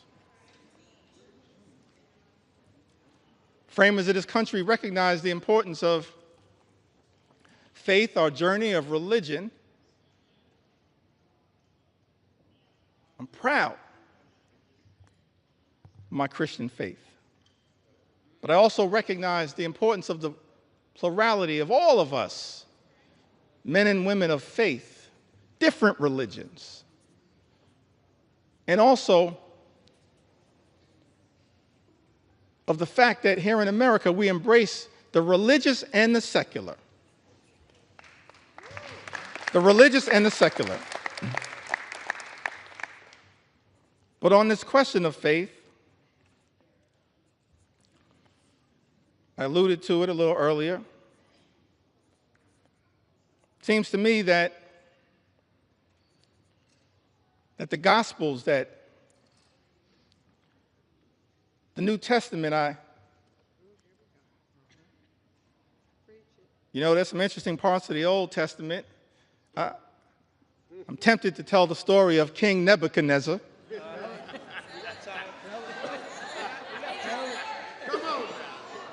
Mr. Speaker, a lot of parallels to what's going on right now. But I'm gonna focus at this moment on the New Testament prescription, the Gospels. I think it was mentioned earlier by one of my colleagues. I think Don Beyer mentioned it earlier. Matthew, the 25th chapter, verses 35 and 40. I think it's important that at this time, in this moment, in this debate, before I leave the floor of the House of Representatives,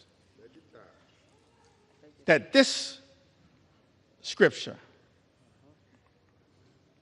be entered into the congressional record.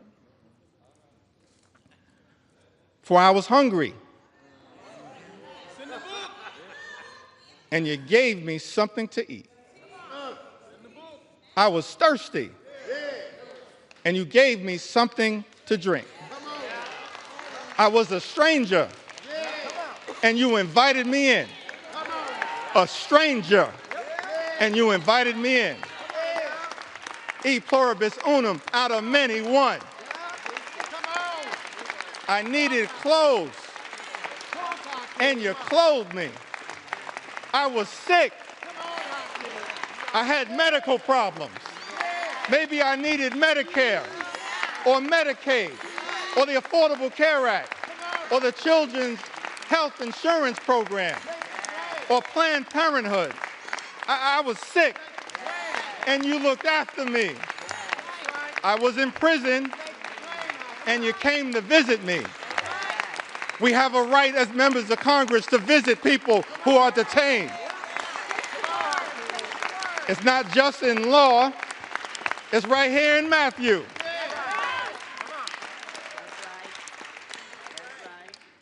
Then the righteous will answer him, Lord, when did we see you hungry and feed you? Or thirsty and give you something to drink? When did we see you a stranger and invite you in? Or needing clothes and clothe you? When did we see you sick or in prison and go to visit you? And of course, the reply from Jesus, truly, I tell you, whatever you did, whatever you did for one of the least of these brothers and sisters of mine, you did for me. That's what we should be doing here in the United States House of Representatives. Our job is to stand up for the poor, the sick, and the afflicted, the least, the lost, and the left behind, everyday Americans. That's what Matthew teaches us.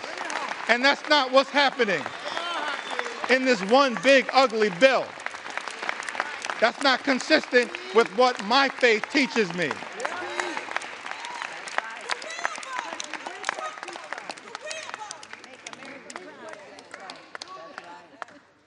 I'm not down with this situation.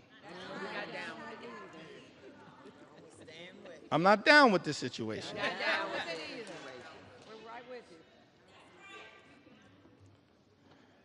Well, you got some folks in this town. They go to church.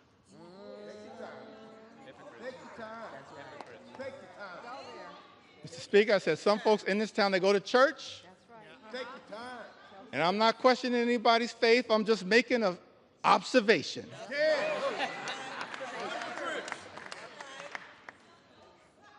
Got some folks in this town, they go to church and they pray on Sunday. P-R-A-Y. And then they come to Congress and pray P-R-E-Y on the American people. I'm not down with that kind of faith. That ain't my faith. That's not our faith. That's not the faith that comes out of the gospel.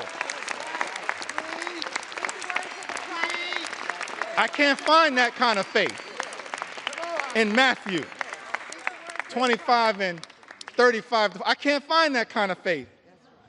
But I do see something else. Tell us what you see. Tell us what you see. Can I talk about it for a moment? Talk about it. Talk about it. Take your sweet time. Take your sweet time. Take your time. I do see something else, kind of what what I'm seeing connected to this one big ugly bill. I don't know if this was an inspiration to this extraordinary assault on the American people, this corrupt piece of legislation. But when I look over my Bible, and this is going to come from John, it's not going to come from 2 Corinthians, although the Apostle Paul has a lot to say about that.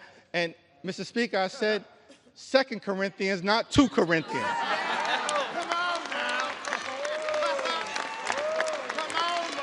I don't know who I'm talking about, but if you're going to sell the Bible, you should know the Bible.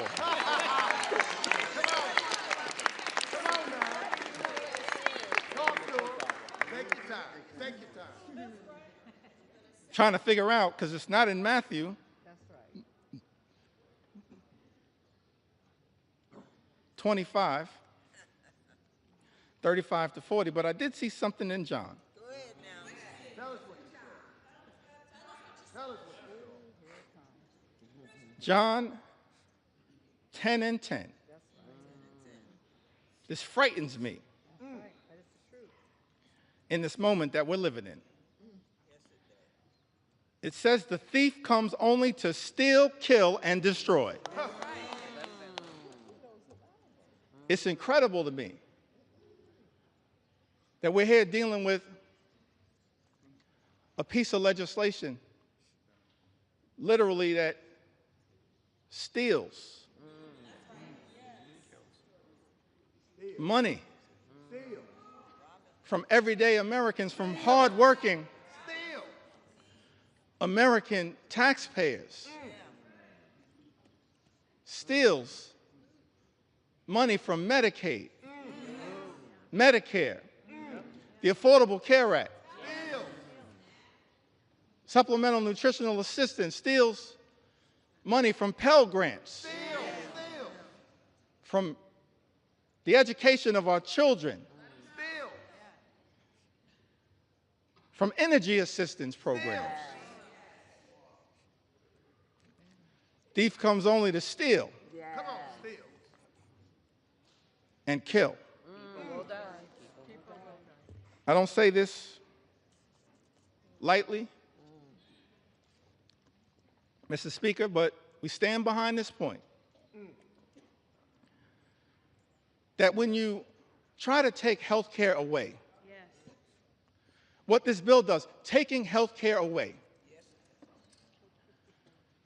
from everyday Americans, more than 17 million,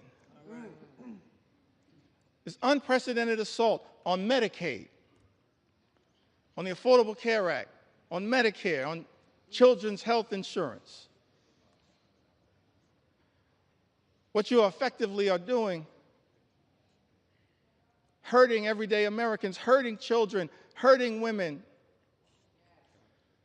hurting older Americans, seniors, people with disabilities. Nursing homes will close. Hospitals will shut down. Community-based health clinics unable to operate. We're actually here debating legislation, Mr. Speaker, that will result in tens of thousands of everyday Americans losing their lives because of the inability to get health care that they now have and is being ripped away from them. John 10 and 10, the thief comes only to steal and kill and destroy. All-out assault on the American people. All-out assault on health care, the economy, Social Security, Medicare, Medicaid, nutritional assistance, veterans, farmers, law-abiding immigrant families, small business owners.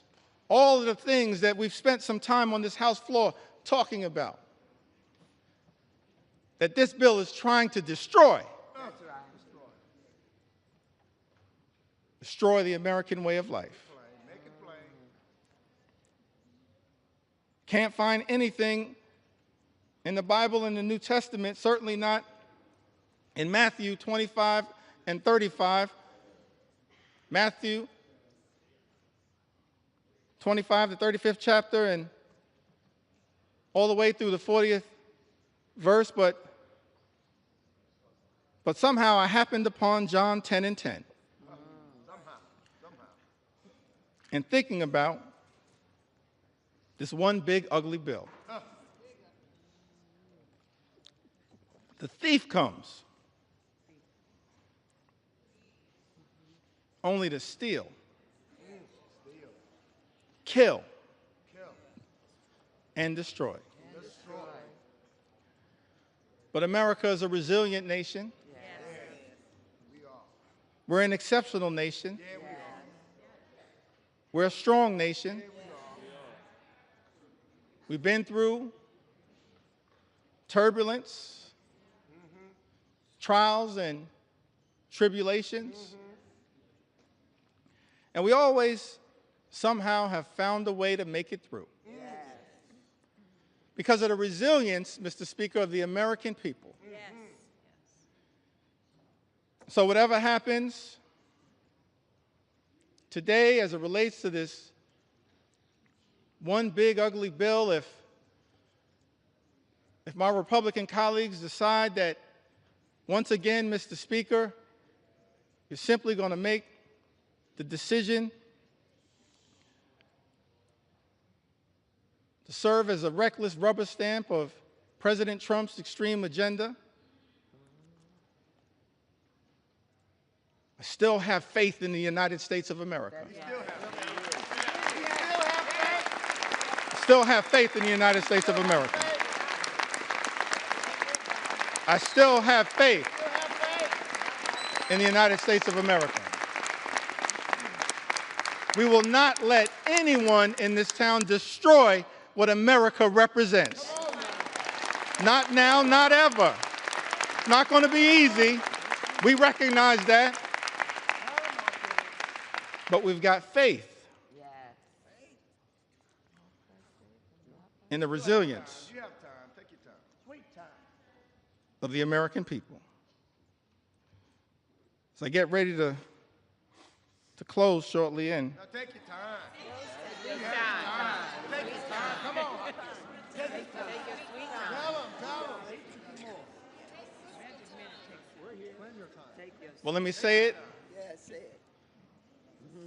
one more time. Our Republican colleagues tried to jam this reckless, extreme bill, Mr. Speaker, down the throats of the American people. Had the nerve to start this debate at 3:28 a.m. in the middle of the night.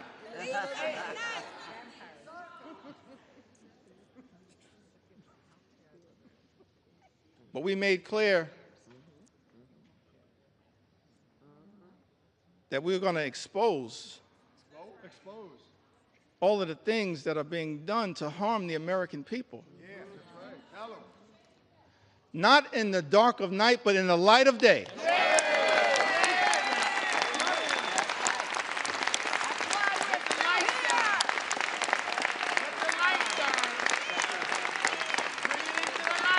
This little light of mine, we're going to let it shine on behalf of the American people.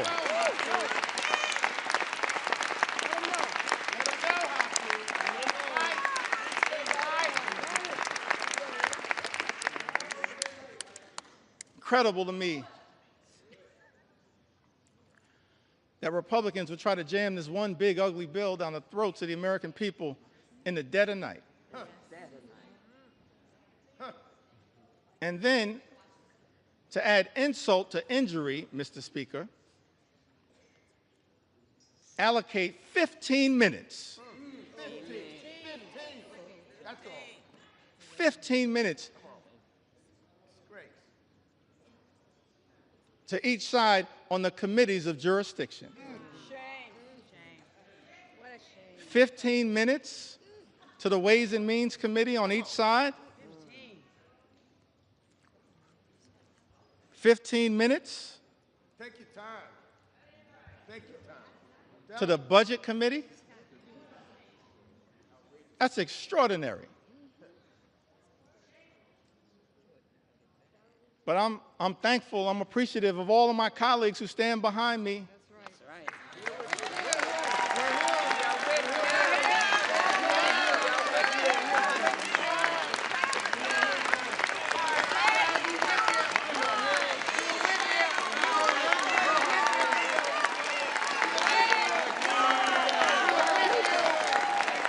I'm thankful.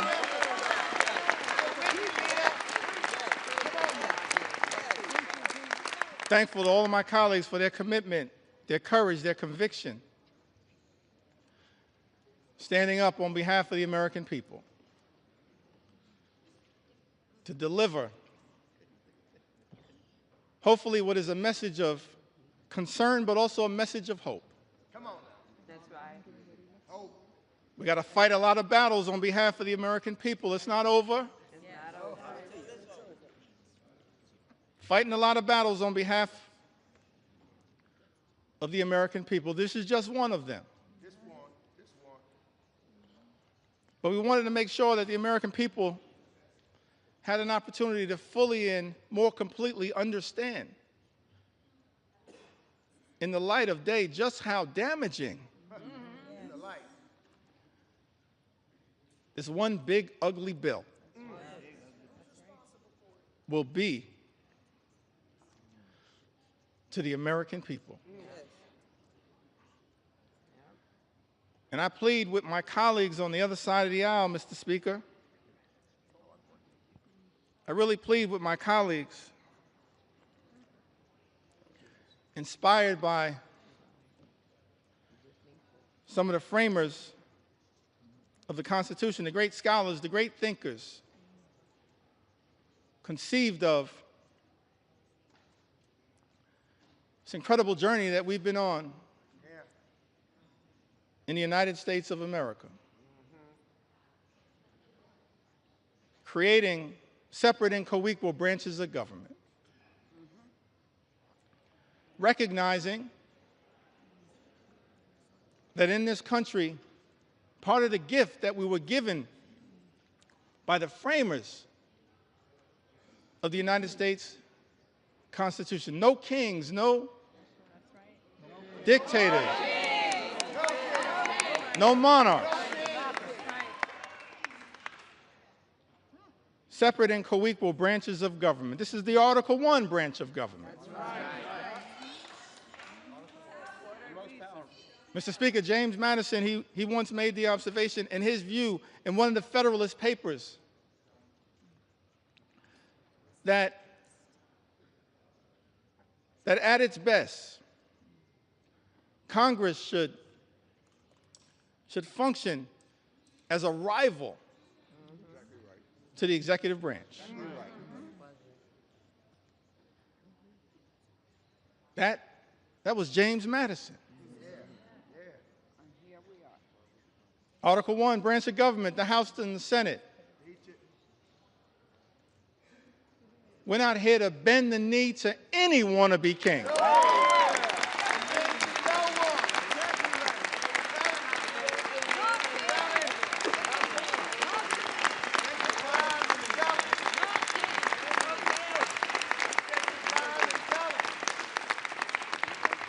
Mr. Speaker, we're not here to bend the knee to any wannabe king.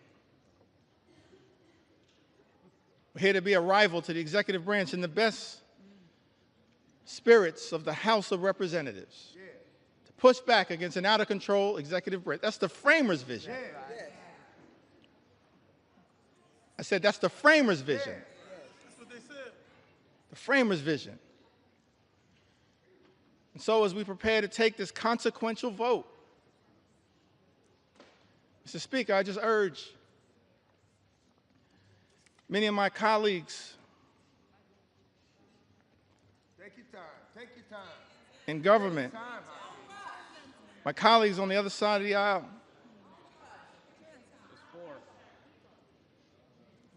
Mr. Speaker,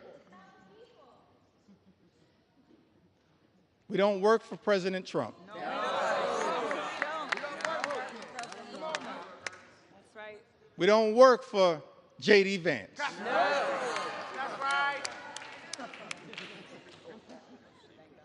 We don't work for Elon Musk. That's right. Mr. Speaker, as all of us prepare to cast this vote, I hope my Republican colleagues will come to the conclusion that we work for the American people.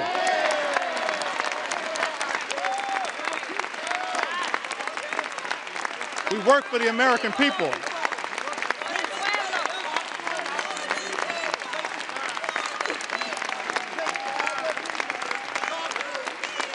We don't work for any president. We work with American presidents.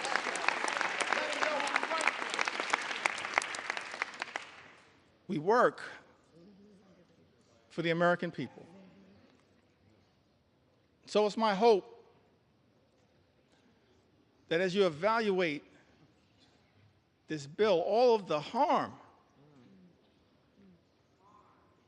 that is being unleashed on the American people,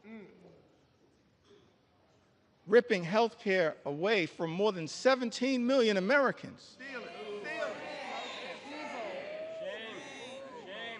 effectively ending Medicaid as we know it, shutting down hospitals, including in rural America, in districts, Mr. Speaker, that my colleagues on the other side of the aisle represent. That's right. That's right. They're people.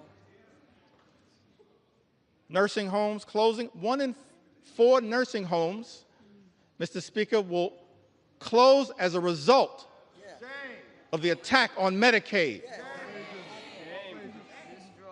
and Donald Trump's one big, ugly bill. Mr. Speaker, this is extraordinary. This assault on everyday Americans, assault on children, veterans, seniors, people with disabilities. It's incredible to me. All of this in this one big, ugly bill. Take your time. Ripping food away from children, literally ripping food out of the mouths of hungry children, hungry veterans, and hungry seniors. Mr. Speaker, that's not America. We're better than that.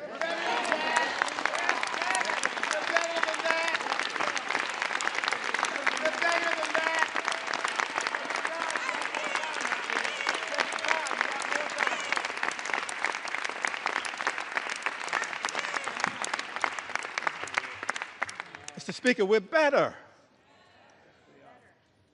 than that. Ripping food out of the mouths of vulnerable Americans. That's extraordinary that's what we're doing. Extraordinary. And all of this is being done. This unprecedented assault on everyday Americans is being unleashed on the American people.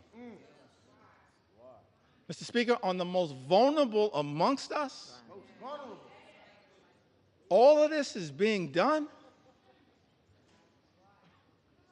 to provide massive tax breaks to billionaire donors. Shame on this institution if this bill passes. That's not America. We're better than this. We are better. We are better.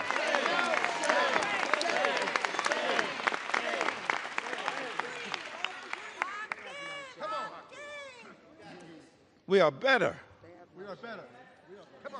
than this. I think that More time. Take your time.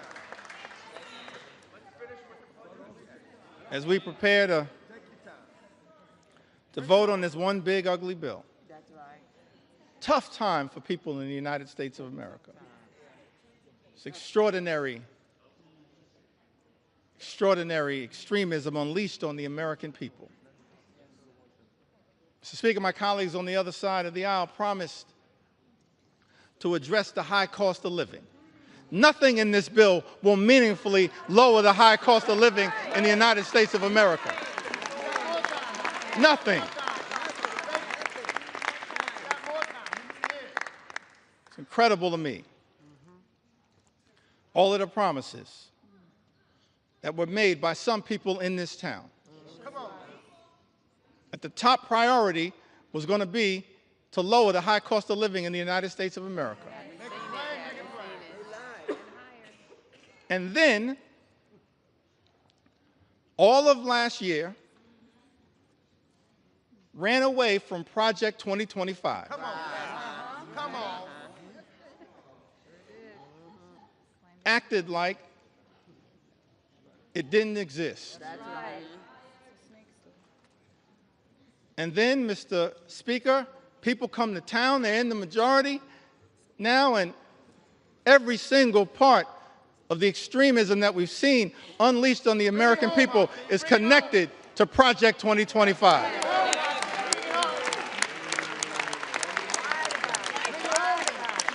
Every single part. But here's why I still got hope, optimism. I referenced this earlier today as we prepare to experience the 249th birthday of the United States of America. Yeah. Take it back to that original document. Yeah. Declaration of Independence, 1776. Mr. Speaker, it had the aspirational part. We hold these truths to be self-evident, that all men are created equal, Yeah. Come on now. Bring it home. endowed by their Creator with certain Yeah. unalienable Bring it rights, home. Come on now. that among these are life, liberty, and the pursuit of happiness. Come on. Come on. That's the aspirational part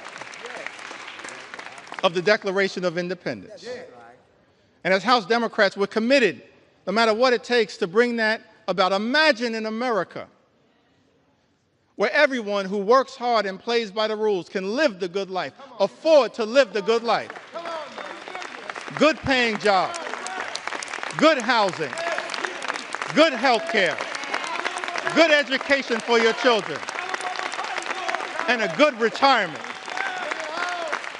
That's what House Democrats are fighting for. That's the aspirational part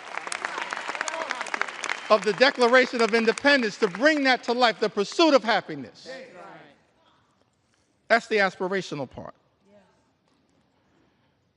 But then when you look at that Declaration of Independence, the second part of it, it reads like an indictment against an out-of-control king.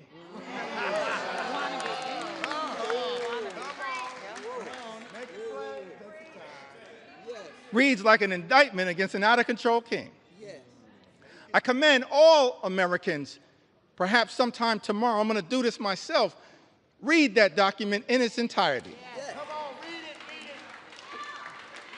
it. And why was that indictment issued? I think it was because the framers of this great country, they were fed up with Project 1775. And so they implemented Project 1776. So I know that there are people concerned with what's happening in America. But understand, what our journey teaches us is that after Project 2025 comes Project 2026. And you will have an opportunity to end this national nightmare as part of Project 2026. I love the framers. They gave us a blueprint for what should give us hope in this moment. That's right. I think that I want to close by referencing Take your sweet time.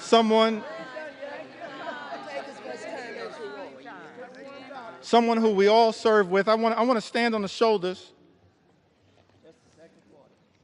if it's okay, on some of our civil rights heroes and foot soldiers. Yes, yes. Those whose character, whose conviction, whose courage should give the American people hope at a moment of great despair. Many of us had the great honor of serving with Congressman John Lewis.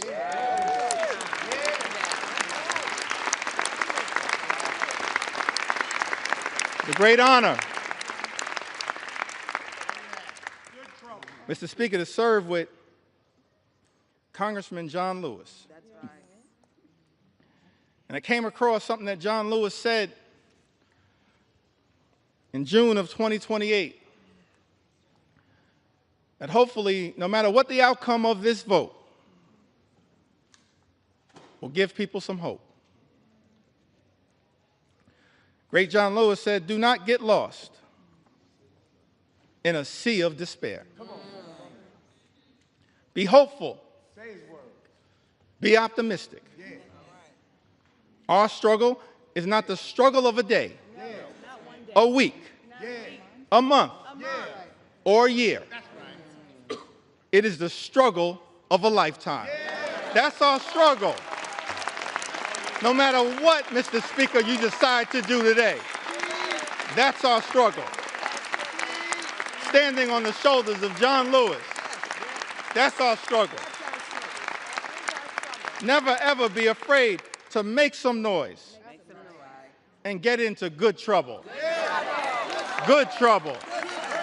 Good trouble. Necessary trouble. Standing on the shoulders of giants. John Lewis would often talk to us about his admiration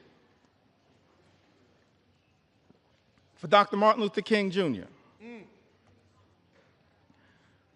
Dr. King, who would refer to John Lewis as the boy from Troy. The boy from Troy. Now, what's interesting to me, that civil rights movement, we can learn a lot from it. Started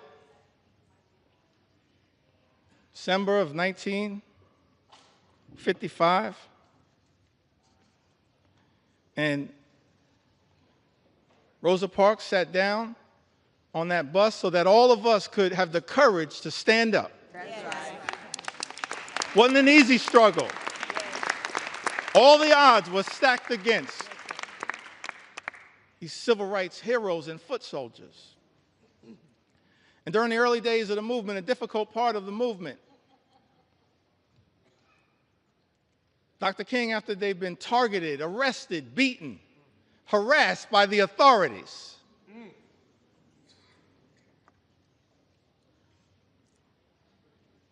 he traveled to Brooklyn, New York, Yes. Brooklyn. and spoke at the Concord Baptist Church. I think it was in March of 1956. And he said to a group of people of every race, every religion, every life experience, the Concord Baptist Church in Bedford-Stuyvesant, said to them, no matter what the odds, We've got to press on. Dr. King said that if you can't fly, run. That's right. If you can't run, walk. If you can't walk, crawl. But at all times, press on. And keep pressing. And so as I take my seat, I just want to say to the American people that no matter what the outcome is on this singular day, we're going to press on. We're going to press on. We're going to press on.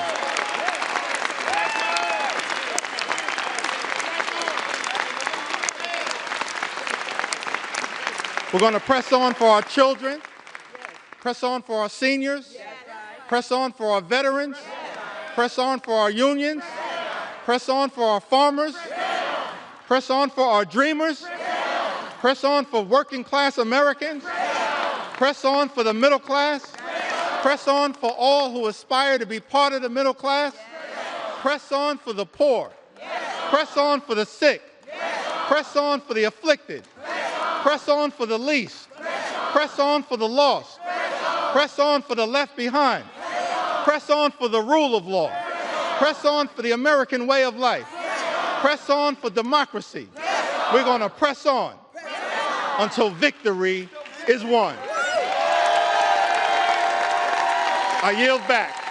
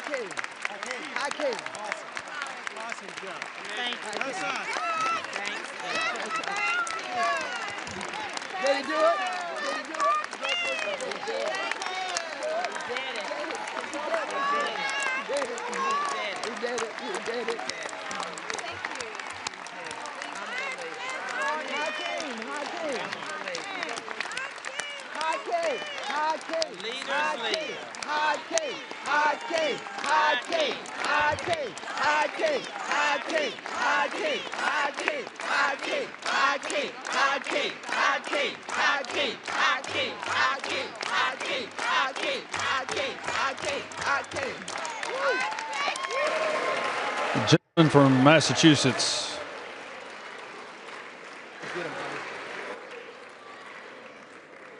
You don't need to take an hour. This gentleman from Eight Massachusetts. hours. Gentleman from Massachusetts. Mr. Speaker, I think it's fair to say the leader has done his part. I have no further speakers. I yield back our time. Gentleman from Massachusetts yield.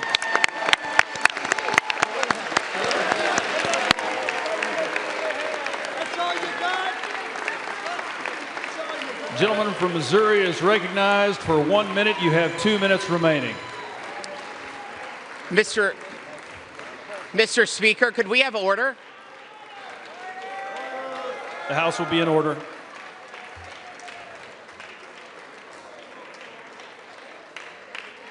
The House will be in order, please.